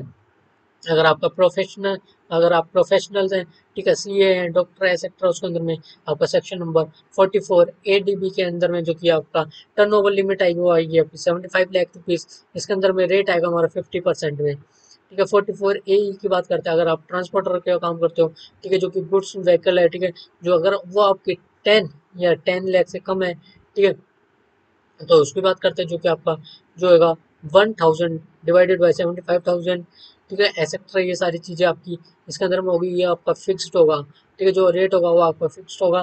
तो अगर maintenance of books and audit की बात करते हैं, तो अंडर सेक्शन 44A की बात करता है, तो mandatory for profession if income, जो कि आपकी लेस देन होनी चाहिए, सॉरी, ग्रेट ग्रेटर देन होनी चाहिए 2.5 लाख से, और ग्रोस रिसिप्ट होनी चाहिए 25 लाख से greater than. And under section 44A की बात करते हैं, जो कि आपका ऑडिट होगा टर्नओवर 1 CR से ग्रेटर देन होगा, ठीक है। और 10 CR, जो कि 10 CR होगी उसमें आपका कैश होगा, वो होगा आपका 5% या 5% से कम, ये सारी हमारी पीजीपीपी के इनकम में कवर्ड अप होती है। इसके बाद आता है आपका जो कि आपका की कंसेप्ट है, ठीक है, जो कि आपके स्पेक्युलेटिव बिजनेस कौन से होते हैं, जैसे कि आपका इंट्राडे ट्रेडिंग हो गया, वो आपका हो गया स्पेक्युलेटिव बिजनेस के अंदर में। नॉन स्पेक्युलेटिव में आगे आपका डिलीवरी बेस्ड ट्रांजेक्शन हो गया, ब्लॉक ऑफ एसेट्स में हो गया आपका, जैसे कि आपके एसेट ऑफ डेप्रिसिएशन हो गया, ठीक है, कैश वर्सेस मर्केंटाइल अकाउंटिंग हो गया एज पर सेक्शन 145 के अंदर में। इसके बाद आता है हमारा कैपिटल गेंस, ठीक है। कैपिटल गेंस क्या होता है, जैसे कि आपका प्रॉफिट और गेंस हो गया, जो कि अराइजिंग होता है, चार्जेबल होता है, ठीक है, कैपिटल एसेट्स के ऊपर में, ठीक है। अगर आप एसेट्स कैपिटल एसेट्स को अगर ट्रांसफर करते हो, ठीक है, आपको उससे प्रॉफिट या फिर गेन जो भी होता है वो आपका जो कि टैक्सेबल होगा under the head capital gains में, under the head capital gains में होगा। इसके बाद जो कि हमारा कैपिटल गेन्स कैपिटल एसेट की बात करते हैं, सेक्शन नंबर 2 क्लॉज 14, जो कि अगर आपके एनी प्रॉपर्टी होगी, ठीक है, वो जो एसएससी की कोई भी प्रॉपर्टी होगी वो आपके कनेक्टेड होनी चाहिए बिजनेस या ठीक है, बिजनेस से कनेक्टेड होगी, ठीक है, या फिर नहीं भी हो तो उसमें से जो हमारी नहीं होगी वो हमारी एक्सक्लूड क्या होगा, ठीक है, जो हमारी कैपिटल एसेट्स में नहीं आता, ठीक है, वो क्या आता है, हमारा स्टॉक एंड ट्रेड हो गया, वो हमारा कैपिटल एसेट में नहीं आता। और पर्सनल इफेक्ट्स जो कि except jewellery, archaeological collections, drawings, painting, sculptures, अगर स्कल्पचर की बात करते हैं तो क्या होती है, स्कल्पचर होती है आपकी मूर्तियाँ, ठीक है, ये सारी हमारी कैपिटल एसेट्स के अंदर में नहीं आती है। Rural agriculture land in India ये भी नहीं कवर्ड होता हमारा कैपिटल एसेट्स में। Gold bonds, gold deposit bonds as notified ये हमारा कवर्ड नहीं होता है कैपिटल एसेट्स में, ये हमारा एक्सक्लूडिंग होता है। जो अगर ट्रांसफर की बात करते हैं, ठीक है, ट्रांसफर आता है हमारा सेक्शन नंबर 2 क्लॉज 47, ठीक है, इसके अंदर में इंक्लूड होता है आपका ट्रांसफर के अंदर सेल, एक्सचेंज, relinquishment, ठीक है, extinguishment of rights, compulsory acquisition, conversion into stock and trade, maturity of certain instruments जो कि एग्जांपल है जीरो कूपन बॉन्ड्स, ठीक है, ये सारा आपका कवर्ड होता है, ट्रांसफर के अंदर में इंक्लूड होता है। ठीक है, इसके बाद टाइप्स ऑफ कैपिटल गेन्स, ठीक है, सॉरी कैपिटल एसेट्स, कितने टाइप्स के कैपिटल एसेट होते हैं, वो आपके दो होते हैं, एक तो short term capital asset and then next होता है हमारा लॉन्ग टर्म कैपिटल एसेट्स। ठीक है, अगर शॉर्ट टर्म कैपिटल एसेट्स की बात करते हैं, ठीक है, वो आपका थ्री 36 मंथ्स या उसका लेस देन होना चाहिए, ठीक है, वो भी कौन सा डिफॉल्ट रूल है, ठीक है, ये हमारा। अगर आपका 12 मंथ या 12 मंथ से कम है, किस केसेस में इक्विटी शेयर आपने लिस्ट कर रखे हैं, ठीक है, या फिर जो कि लिस्टेड इक्विटी शेयर्स हैं, ठीक है, या unit of equity mutual fund या जीरो कूपन बॉन्ड्स है, अगर आप इसके अंदर में इन्वेस्ट करके अगर आप सेल करते हो 12 मंथ या 12 मंथ से कम में, तो आपका आता है शॉर्ट टर्म में, ठीक है, कैपिटल गेन होता है। अगर लॉन्ग टर्म कैपिटल गेन में बात करते हैं, ठीक है, जो ये अब थ्री शॉर्ट्स में से ऊपर होने चाहिए, ठीक है, तो आपका आ जाएगा लॉन्ग टर्म में। इसके बाद आप बात करते हैं, ठीक है, हम कैसे कैलकुलेट करते हैं, ठीक है, कैपिटल गेन जो कि आता है हमारा सेक्शन नंबर 40 के अंदर में। ठीक है, अगर शॉर्ट टर्म कैपिटल गेन्स की में जैसे कि जो कवर्ड होता है शॉर्ट टर्म में, वो आता है आपका जावा, copy, copy edit, full value. ठीक है, अगर हम कैसे बात करते हैं, जो कि आपका full value of consideration, computation of capital gains की बात कर रहे हैं, ठीक है, सेक्शन नंबर 48, जैसे कि आपका फुल वैल्यू ऑफ कंसिडरेशन उसमें से लेस कर देते हैं expenditure on transfer and cost of acquisition आपका लेस होगा, और लेस होगा कॉस्ट ऑफ इम्प्रूवमेंट, देन आपका निकल के आता है short term capital gain. And long term capital gain की बात करते हैं, वो कैसे निकल के आता है हमारा full value of consideration, then उसमें से लेस होता है आपका एक्सपेंडिचर ऑन ट्रांसफर, नेक्स्ट उसमें से लेस होता है index cost of acquisition, index cost of improvement, and then आपका निकल के आता है लॉन्ग टर्म कैपिटल गेन। ठीक है, उसके बाद इंडेक्सेशन की बात करेंगे सेक्शन नंबर 48, जो कि एक्सप्लेन करता है सब सेक्शन नंबर 3।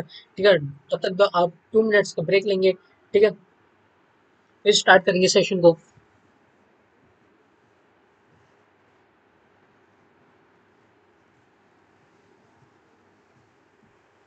स्टार्ट करते हैं अब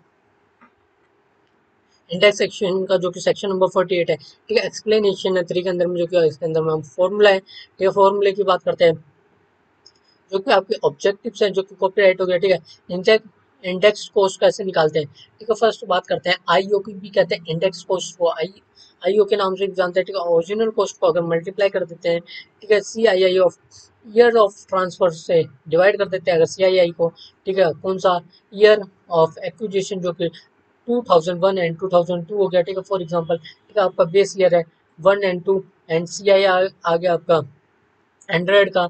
एंड जो कि नेक्स्ट जो की बात करते हैं हमारा एग्जम्पशन अंडर कैपिटल गेन्स के अंदर, जो कि सेक्शन आएगा सेक्शन नंबर 54, जो कि बात करता है आपका सेल ऑफ रेसिडेंशियल प्रॉपर्टी, ठीक है, बाय या फिर अनदर है तो आपका इंडिविजुअल में या फिर एच ने कर रखा हो। ठीक है, अगर 54 के अंदर में आपने अगर सेल कर रखी हो एग्रीकल्चर लैंड, ठीक है, किसने, अगर इंडिविजुअल एच तो आपका यूज होगा एग्री फॉर 2 ईयर्स में। ठीक है, और बाय अगर न्यू कर रखी है, अगर आपने नई एग्रीकल्चर लैंड को बाय करा है, ठीक है, तो 2 ईयर्स में। ठीक है, अगर सेल कर रखा है आपने लॉन्ग टर्म कैपिटल एसेट्स को, ठीक है, तो इन्वेस्ट है, ठीक है, invest maximum 50 lakhs with in 6 months में। ठीक है, ये आपका इन्वेस्ट कर रखा है आपने NHI REC, तो उसके अंदर में आपका जो कंडीशन है, तो मैक्सिमम 50 लाख होने चाहिए विद इन 6 मंथ में। ठीक है, इसके बाद में जो कि हमारा नेक्स्ट आता है सेक्शन नंबर 54F में, जो कि आपको बात करता है और आपने सेल कर रखा हो लॉन्ग टर्म कैपिटल एसेट, इसमें हमारा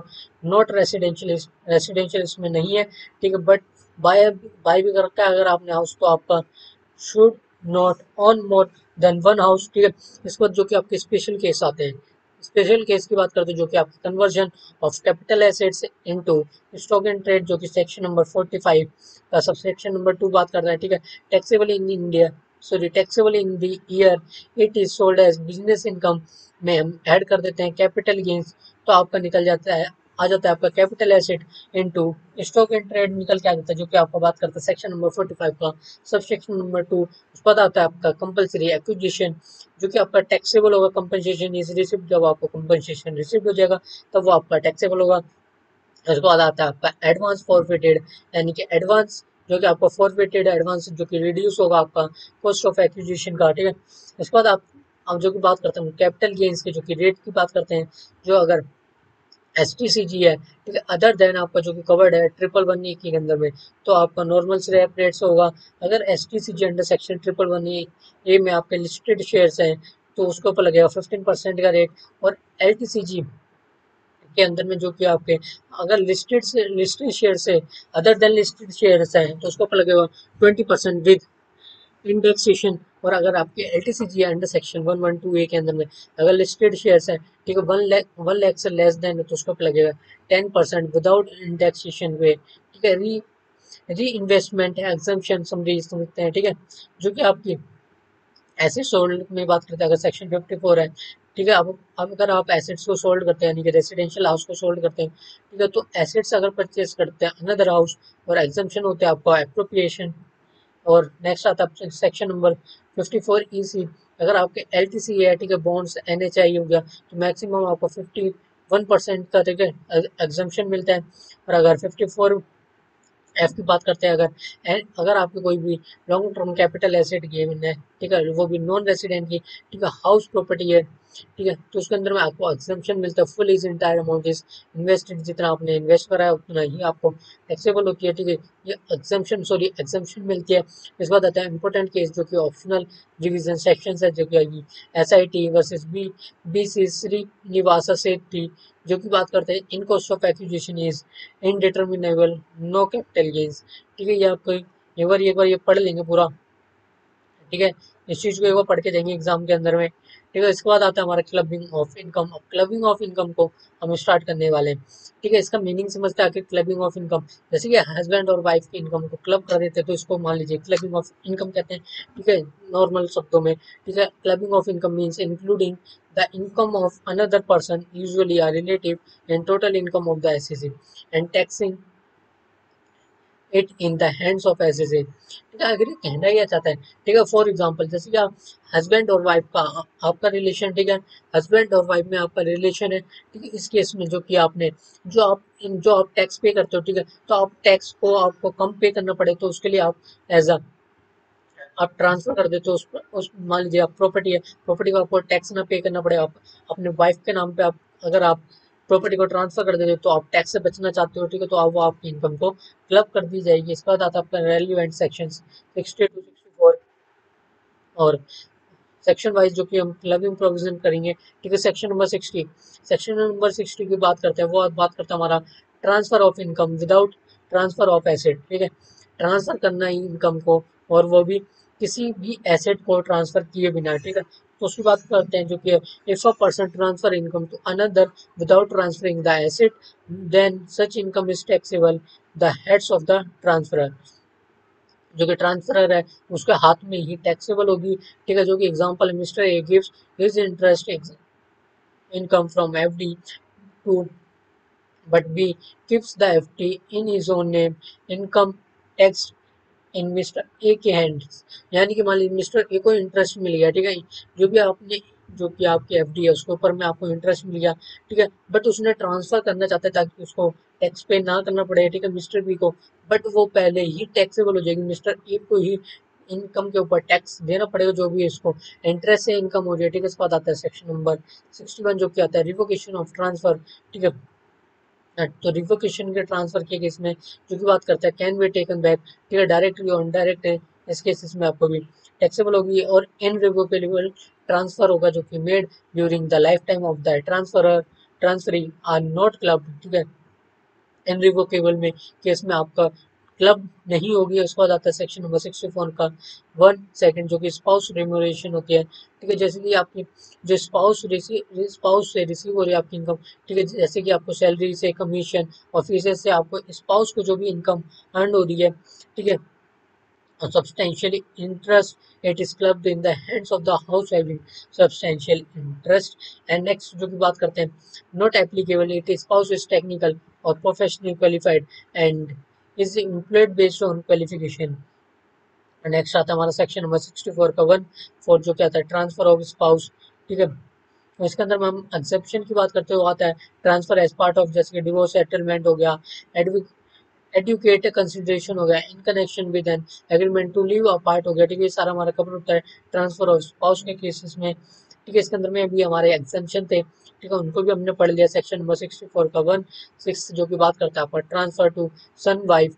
ठीक है, सन की वाइफ को, ठीक है, जो अपना बेटा है, बेटे की वाइफ को अपने कुछ भी जैसे ट्रांसफर कर दिया, एसेट ट्रांसफर कर दिया, तो उस इनकम को भी क्लब कर दिया जाता है। ठीक है, सेक्शन नंबर 64 1 7 या फिर 8 जो की बात करता है हमारा ट्रांसफर ऑफ माइनर।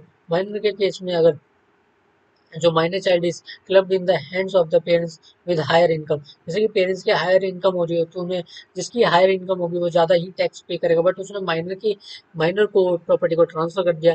ठीक है, तो इसके अंदर एग्जेम्पशन आते हैं तो उनको टैक्स पे करना पड़ेगा, तो इस केस में भी उस इनकम को क्लब्ड कर लिया जाता है। ठीक है, एग्जेम्पशन की बात करते हैं, जो child has disability under section 80 में, ठीक है, जो इनकम अर्नड है, ठीक है, due to child on skills talent और मैनुअल वर्क में। ठीक है, इसके बाद आता है हमारा एग्जम्पशन। एग्जम्पशन की बात करते हैं, ठीक है, वो आता है 1500 पर चाइल्ड पे पर ईयर और अंडर सेक्शन 1032 में। ठीक है, इसके बाद आता है आपका HUF प्रॉपर्टी कन्वर्सेशन जो कि सेक्शन नंबर 64 बात करता है, अगर आपने सेल्फ एक्वायर्ड प्रॉपर्टी है, ठीक है, तो उस केस में जो कि आपकी क्लब भी मानी जाएगी। ठीक है, अगर आप किसी को भी कन्वर्टेड करते हो, ठीक है, कुछ भी करते हो, कन्वर्ट करते हो अगर आप HUF की प्रॉपर्टी में, तो भी आपकी क्लब मानी जाएगी वो इनकम। ठीक है, और अगर आप कन्वर्ट करते हो, ठीक है, या फिर माइनर चाइल्ड को देते हो या फिर स्पाउस चाइल्ड को देते हो, ठीक है, स्पाउस चाइल्ड के केसेस में होता है करता है, ठीक है, किसी को भी देते हो तो आपकी इनकम पहले ही क्लब्ड मान ली जाती है।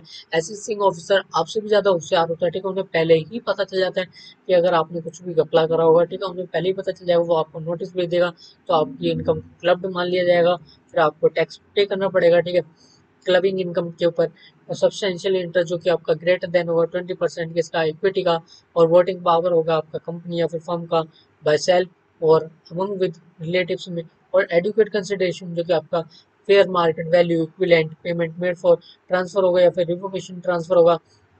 ठीक है, एक बार इन चीज़ों को आप पढ़ लेंगे, एक बार इसे अच्छे से पढ़ लेंगे एक बार, फिर समरी टेबल को बात करते हैं। ठीक है, समरी टेबल को एक बार पढ़ लेंगे। ठीक है, हम शॉर्ट में ही करने वाले हैं, मतलब कि सारा का सारा हम कवर कर रहे हैं। ठीक है, मैक्सिमम 4 to 5 आवर्स के अंदर में पूरी इनकम टैक्स को कवर करने वाले हैं। ठीक है, तो इसलिए जो आपका समरी है उसे भी एक बार पढ़ लेंगे, जो कि आपके टिप्स हैं जैसे कि relationship, educate consideration and purpose of transfer minor के केस में। ठीक है, जो कि 1500 का आपको एग्जाम्पशन मिलता है। ठीक है, स्किल से या टैलेंट से एग्जाम्पशन से, ठीक है, जो भी है जिससे भी आप इनकम को अर्न करते हो तो 1500 तक का एग्जाम्पशन मिलता है। इस चीज़ को एक बार पढ़ लेंगे। ठीक है, अब हम बात करने वाले set of and carry forward of losses का। ठीक है, अगर मीनिंग की बात करते हैं, ठीक है, अगर मान लीजिए आपका कोई भी प्रीवियस ईयर में लॉस हुआ है, ठीक है, वो आप ITR को फाइल करते हो असेसमेंट ईयर को, तो आप उस लॉस को, ठीक है, नेक्स्ट ईयर में आप कैरी फॉरवर्ड भी कर सकते हो। ठीक है, तो ये आता है हमारा सेट ऑफ लॉसेस का। ठीक है, जो आप नेक्स्ट ईयर में भी सेट ऑफ कर सकते हैं, जो कि इंट्रा हेड सेट ऑफ जो कि सेक्शन नंबर 7 बात करता है। ठीक है, loss from one source of income. ठीक है, अगर आपकी एक सोर्स ऑफ इनकम हो रही है, ठीक है, आपको उसमें लॉस हुआ है, तो आप उसमें क्या कर सकते हो, कैरी फॉरवर्ड कर सकते हो। ठीक है, उसके बाद जो कि आपका एग्जांपल है जैसे कि लॉस फ्रॉम हाउस प्रॉपर्टी, अगर आपका हाउस प्रॉपर्टी में लॉस हुआ है 1 लाख का, और नेक्स्ट आपको इनकम फ्रॉम हाउस प्रॉपर्टी जो कि भी है उससे हुआ है 2 लाख का, और नेट टैक्सेबल इनकम आप जाएगी अंडर प्रॉपर्टी हेड में 1 लाख की। ठीक है, उसके बाद आता है आपका एग्जेम्पशन जो क्या आता है इंट्रा हेड सेट ऑफ का। ठीक है, स्पेक्यूलेटिव लॉस होता है, अगर स्पेक्यूलेटिव लॉस होता है तो can not be set of. ठीक है, आपका स्पेक्यूलेटिव अगर लॉस होगा तो आपका सेट ऑफ नहीं होगा। ठीक है, अगेंस्ट नॉन स्पेक्यूलेटिव इनकम। ठीक है, जो कि अगर लॉस होगा आपका अर्निंग एंड मेंटेनिंग रिसोर्सेज, यह भी आपके टैक्सेबल, सॉरी, ये भी आपका सेट ऑफ नहीं होगा। और अगर आपका स्पेसिफाइड बिजनेस से अगर कोई लॉस हुआ है तो भी आपका टैक्सेबल नहीं होगा।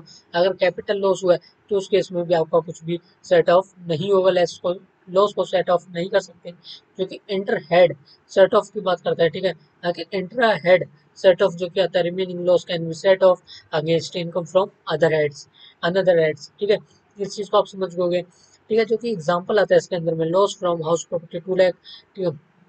सैलरी इनकम है आपकी 4 लाख की, और अलाउड आपको intra head set of 2 lakh का, तो आपका नेट टोटल इनकम निकल के आ गई 2 लाख की, ठीक है। 4 लाख की तो बट ये था, ठीक है, 2 लाख का आपका लॉस था, और 4 लाख की आपकी सैलरी थी, ठीक है। आपको जो कि निकल के आएगी, ठीक है, वो आपका निकल के आ रहा था, ठीक है। आपके नेट टोटल इनकम निकल के आ गई आपकी 2 लाख की। इसके बाद रिस्ट्रिक्शंस है, ठीक है। आपको कोई भी लॉस है बिजनेस और प्रोफेशन में, ठीक है, उसमें, ठीक है, तो ये can not be set of against salary income में, आप कभी भी सेट ऑफ नहीं कर सकते। ये हेड्स में, आप इनकम अंडर दी हेड्स में भी सेट ऑफ नहीं कर सकते। जो भी आपकी कैपिटल गेन्स हो गया, लॉटरी गैम्बलिंग, जो कि आपकी कैजुअल इनकम होती है, उसको भी आप सेट ऑफ नहीं कर सकते। अगर आपका हाउस प्रॉपर्टी लॉस हुआ है, ठीक है, उस अंदर में भी आप जो मैक्सिमम इंटर हेड कोई सेट ऑफ अलाउड है, ठीक है, वो कितने का 2 लाख पर ईयर का तक का ही आपको लॉस अलाउड है, ठीक है। जो कि कैरी फॉरवर्ड ऑफ लॉसेस, आप लॉसेस को कैरी फॉरवर्ड कर सकते हो, ठीक है। तो उसकी तो बात है ही। जैसे कि आपका मान लीजिए, अगर हाउस प्रॉपर्टी से आपको लॉस हुआ है, ठीक है, उसे आप 8 ईयर्स में तक आप अलाउड कर सकते हो, ठीक है, सॉरी कैरी फॉरवर्ड कर सकते हो, जो कि आपके अलाउड होगी, ठीक है। हाउस प्रॉपर्टी की बात करते हैं, ठीक है, नॉट मैंडेटरी है, ठीक है, रिटर्न रिक्वायर्ड नॉट मैंडेटरी है। अगर बिजनेस लॉस है, ठीक है, नॉन स्पेकुलेटिव है, तो 8 ईयर्स का इसका भी टाइम है, एंड बिजनेस इनकम में आई है हमारी, और ये मैंडेटरी है under section 139 sub section number 1 के अंदर। अगर आपकी स्पेक्युलेटिव बिजनेस लॉसेस है तो 4 ईयर्स तक के लिए, और स्पेक्युलेटिव बिजनेस इनकम वो आपकी मैंडेटरी है, ठीक है। और एक चीज ये आप पूरा पढ़ लेंगे, ठीक है, एक बार ये सारा आप पढ़ लेंगे, ठीक है। नोट्स आपको अवेलेबल हो जाएगा टेलीग्राम ग्रुप पे, जाके आप सीधे ज्वाइन कर लीजिए। ऑर्डर ऑफ सेट ऑफ की बात करते हैं, ठीक है। अगर आपके मल्टीपल लॉसेस हैं एग्जिस्ट करते हैं, set of should be made in the following जो कि ऑर्डर, ठीक है। Current year depreciation, current year business losses and brought forward business losses and unobserved depreciation. और इसके बाद इंपॉर्टेंट पॉइंट्स को भी आप एक बार पढ़ लेंगे, ठीक है। इसी के साथ में हमारा ये भी सारा कंप्लीट हो जाएगा, ठीक है। एक बार पढ़ लेंगे, क्योंकि हमें कम टाइम में 4 to 5 आवर्स में ही इसको कंप्लीट करना है। इसके बाद हम बात करेंगे जो कि आएगा डिडक्शंस, जो कि आएगा सेक्शन नंबर 80 AA में, क्योंकि deduction to be made with reference to the income including in the gross total income, ठीक है। ग्रॉस टोटल इनकम में क्या क्या इंक्लूडिंग होता है, ठीक है, उसको बात करेंगे। ऑब्जेक्ट टू सेक्शन 80 AA में जो क्या आएगा, clarifies how deductions under chapter 6 में, जो कि डिडक्शन 80C टू 80U में डिडक्शंस को अलाउड किया जाता है, ठीक है, ग्रॉस टोटल इनकम के ऊपर। तो ये सारी आपकी समरीज है, ये मैंने ग्रॉस टोटल इनकम आपको अच्छे से समझा दिया है, ठीक है। एक बार इस चैप्टर को भी आप रीड कर लेंगे, ठीक है। कुछ नहीं है, नॉर्मल चैप्टर है, ठीक है। आप इजीली आप खुद भी अगर रीड कर लेते हैं तो आपका भी पूरा हो जाएगा, ठीक है। इसके बाद आता है हमारा advance taxes. What is advance taxes, यानी कि एडवांस टैक्सेस क्या होता है, अगर आप एडवांस में ही टैक्स लाइबिलिटी को पे कर देते हो, ठीक है, या फिर instead of the lump sum payment कर देते हो, या फिर, ठीक है, जो भी आपका अगर वो आप एडवांस में पे कर देते हो, ठीक है, तो आपका आता है एडवांस। और एप्लीकेबिलिटी आता है सेक्शन नंबर 208, ठीक है। Advance tax is payable during the financial year if total tax liability after TDS and TCS, ठीक है, कितना होनी चाहिए, 10,000 या उससे ज्यादा का होनी चाहिए, ठीक है। एग्जम्पशन की बात करता है एडवांस टैक्सेस में, तो आपका advance tax is not applicable, ठीक है, सीनियर सिटीजन के केस में। एज 60 ईयर प्लस है तो not having income from business और प्रोफेशन, ठीक है। अगर टैक्स पेबल होगा, टोटल टोटल टैक्स लाइबिलिटी 10,000 से अगर लेस देन है, वो भी आफ्टर टीडीएस यानी कि क्रेडिट, ठीक है। तो आपको उसके बाद आता है नेक्स्ट जो आता है ड्यू डेट्स एंड इंस्टॉलमेंट का, सेक्शन नंबर 211 का आता है। अगर आपकी इंस्टॉलमेंट डेट है, ठीक है, फर्स्ट है आपकी 15 जून की, तो उस पर लगता है अमाउंट पेबल होता है वो आपका होगा 15% ऑफ टोटल टैक्स का। ऑन सेकंड इंस्टॉलमेंट में आपका 15 सितंबर होगी, ठीक है, तो उसके अंदर में होगा 45% ऑफ टोटल टैक्स, जो कि कम्युलेटिव होगा। एंड जो थर्ड होगी हमारी इंस्टॉलमेंट एंड फोर्थ इंस्टॉलमेंट, ठीक है, थर्ड होगी हमारी 15 दिसंबर को, एंड फोर्थ होगी 15 मार्च। अगर थर्ड की बात करते हो तो 75% ऑफ टोटल टैक्स कम्युलेटिव होगा, और 100% ऑफ टोटल टैक्स कम्युलेटिव होगा। और एसएसए, ठीक है, अंडर प्रिजेंटिव टैक्सेशन 44 AD और 44 ADA की बात करते हैं। अगर ओनली वन इंस्टॉलमेंट होगी 15 मार्च की, तो आपका 100% ऑफ एडवांस टैक्स पेबल होगा। इसके बाद अभी इसके बाद होगा आपका कंप्यूटेशन ऑफ एडवांस टैक्स के जो कि स्टेप है, ठीक है। पहले आएगा आपका एस्टिमेट जीटीआई यानी कि ग्रोस टोटल इनकम, और आपका डिडक्ट होगा चैप्टर नंबर जो कि होगा section number 80 C to 80 D के अंदर में 80 यू सॉरी, ठीक है, डिडक्शन होगा और अराइव होगा। उसके बाद आपका आएगा टोटल इनकम, देन आप कंप्यूट करोगे tax liability as per slab rate, then deduct करोगे आप TDS TCS and relief, then आपका निकल के आएगा टैक्स पेबल जो कि आएगा आपका 10,000 से ग्रेटर देन या फिर इक्वल, तो आपको टैक्स एडवांस टैक्स लायबिलिटी अराइसेस होंगी। मोड ऑफ पेमेंट की बात करते हैं, अगर आप इलेक्ट्रॉनिक पेमेंट करते हो नेट बैंकिंग और डेबिट कार्ड से, ठीक है, और मैंडेटरी होता है for companies and persons liable for tax audit, ठीक है, तो ये आपका मैंडेटरी होता है। अदर में पे यूजिंग चालान, जैसे कि आईटीएन नंबर 280 एट बैंक में अगर करते हो आप, तो आप यहाँ आपका हो गया मोड्स ऑफ इनकम। और 2 मिनट्स का ब्रेक लेंगे, अभी 2 मिनट पानी पी के आते हैं।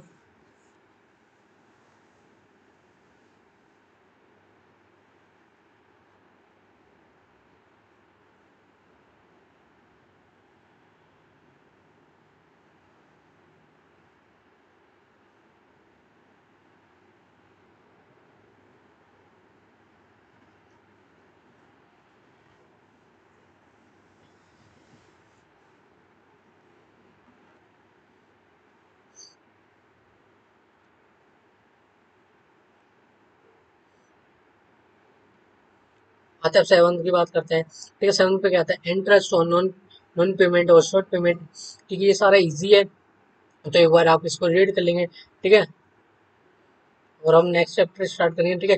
ये सारी चीज़ें आप रीड कर लेंगे, ठीक है। आपको नोट्स चाहिए तो आप टेलीग्राम पे जाके, ठीक है, मैसेज कर देंगे, आपको वहाँ पर नोट्स मिल जाएंगे, ठीक है।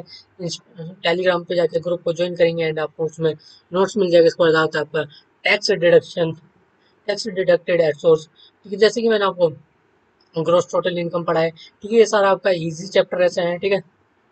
एक बार इसको रिवाइज कर लेंगे सिर्फ नॉर्मली, ठीक है, इसमें ज़्यादा इंपॉर्टेंट नहीं है, ठीक है। जितना इंपॉर्टेंट है वो मैं आपको समझाते जा रहा हूँ, जो भी टेबल वाला, ठीक है।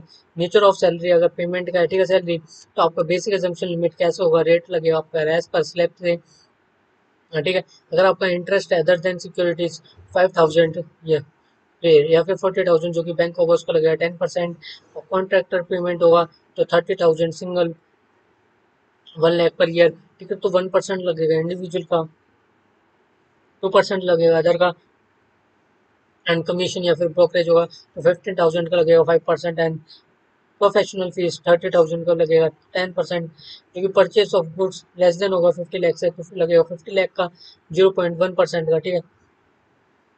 और टाइम ऑफ डिडक्शन की भी बात करते हैं, ठीक है। टाइम ऑफ डिडक्शन में जो कि आपका ईयर होगा क्रेडिट, ठीक है, क्रेडिट टू अकाउंट से पेमेंट इन कैश चेक या मोड, ठीक है, विच एवर इज लिया उतना ही आपका कंसिडर्ड होगा। टाइम टाइम ऑफ डिपॉजिट में जैसे कि गवर्नमेंट डिडक्टर हो गया, ठीक है, सेम डे पे होगा विदाउट चालान, ठीक है। अदर की केस में बिफोर 7 ऑफ नेक्स्ट मंथ में फोर फॉर मार्च थर्ड 30 अप्रैल, ठीक है, जो कि टीडीएस रिटर्न होगा, ठीक है। इसलिए आप खुद पढ़ लेंगे एक बार। अब हम बात करेंगे नेक्स्ट चैप्टर की, वो हमारा इंपॉर्टेंट चैप्टर है, ठीक है। ये भी टैक्स कलेक्शन भी आप पढ़ लूंगे, इजी है, ठीक है, टैक्स कलेक्शन भी इजी है, ठीक है। आपको नोट्स अवेलेबल हो जाएंगे टेलीग्राम पे। अब हम बात करेंगे रिटर्न ऑफ इनकम, इसके बाद हम कंप्लीट हो जाएगा हमारा पूरा इनकम टैक्स चैप्टर, ठीक है, पूरा का पूरा हमारा इनकम टैक्स कंप्लीट हो जाएगा ये एंटर का, ठीक है। अगर meaning of return of income की बात करते हैं, ठीक है, जो कि क्या हमें कंपलसरी है रिटर्न फाइल करना, ठीक है, इनकम पे, जो ये हमारा कंपलसरी है, ठीक है, कि आपको रिटर्न फाइल करना पड़ेगा अगर आपका, ठीक है। अगर मान लीजिए जब हमारे अभी तक हमने टोटल इनकम की बात करी, अगर आपका रेट है, ठीक है, स्लैब रेट है, ठीक है, अगर जैसे कि आपने मान लीजिए अगर बेसिक assumption लिमिट की बात करी थी हमने 2.5 लाख की, ठीक है, अगर आपके 2.5 लाख तक की इनकम है, क्या हमें कंपलसरी बट हमें टैक्स तो पे करना नहीं पड़ेगा, कि हमें आईटीआर फाइल करना कंपलसरी है, तो यस आईटीआर फाइल करना आपको कंपलसरी है, ठीक है। Return of income is a statement filed by the person disclosing total income earn during the previous year, ठीक है। टैक्स आपको पे करना पड़ेगा, टैक्स लायबिलिटी को कैलकुलेट करके, ठीक है, वो चीज़ आपको करना पड़ेगी। Who is required to file ROI की, यानी कि रिटर्न ऑफ इनकम को कौन कौन फाइल कर सकता है, ठीक है, एवरी कंपनी एंड फर्म को, ठीक है। इवन इफ लॉस, अगर लॉस भी होगा तो भी आप कंपनी और फर्म को मैंडेटरी है करना आईटीआर फाइल करना, ठीक है।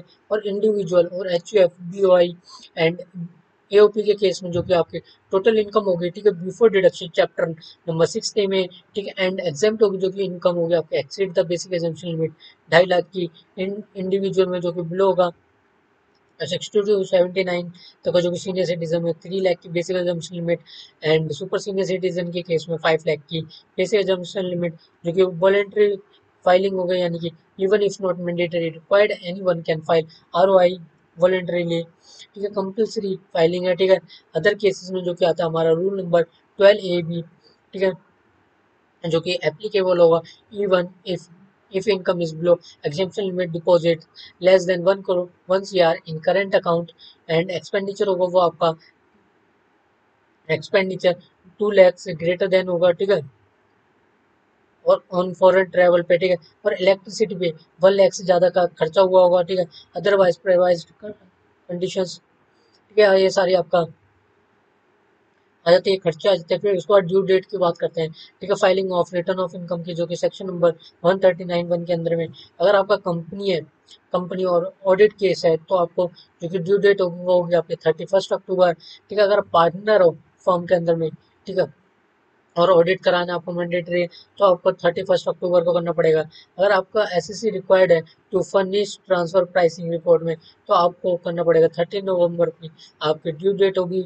एंड अगर आप अदर में आते हो, ठीक है, जैसे इंडिविजुअल HUF हो गया, ठीक है, वो नॉट अंडर ऑडिट, ठीक है, तो वो आपका आ गया 31 जुलाई का, ठीक है। बाइलेटेड रिटर्न क्या होता है, ठीक है, बट इंडिया के काफी सारे पर्सन है, ठीक है, सारे क्या मतलब कि कम क्या मतलब सारे पर्सन है कि टाइम पे तो कोई काम करने के लिए राजी नहीं होता, ठीक है, सारे के सारे काम करते हैं वो लेट करते हैं, तो ठीक है, अगर आप फाइल्ड करते हो ITI का ड्यू डेट, जो कि आपका ड्यू डेट है उसके बाद अगर आप फाइल्ड करते हो, ठीक है, तो उस केस में जो कि बात करता है, ठीक है, पेनल्टी आपको पे करनी पड़ेगी late fees section number 234F के अंदर में 1000 to 5000 तक की, ठीक है, आपको पेनल्टी पे करनी पड़ जाएगी। अगर इसके बाद जो कि can not carry forward certain losses, और आप कहें अगर आपके जो भी लॉसेस है, ठीक है, बिजनेस या कैपिटल लॉसेस, अगर आप उसको कैरी फॉरवर्ड नहीं करते हैं, ठीक है, ये भी आप भूल जाते हो, इसके बाद आप रिवाइज रिटर्न, ठीक है, आप रिवाइज रिटर्न भी फाइल कर सकते हो, ठीक है, जो कि आपने ओरिजिनल रिटर्न फाइल करा है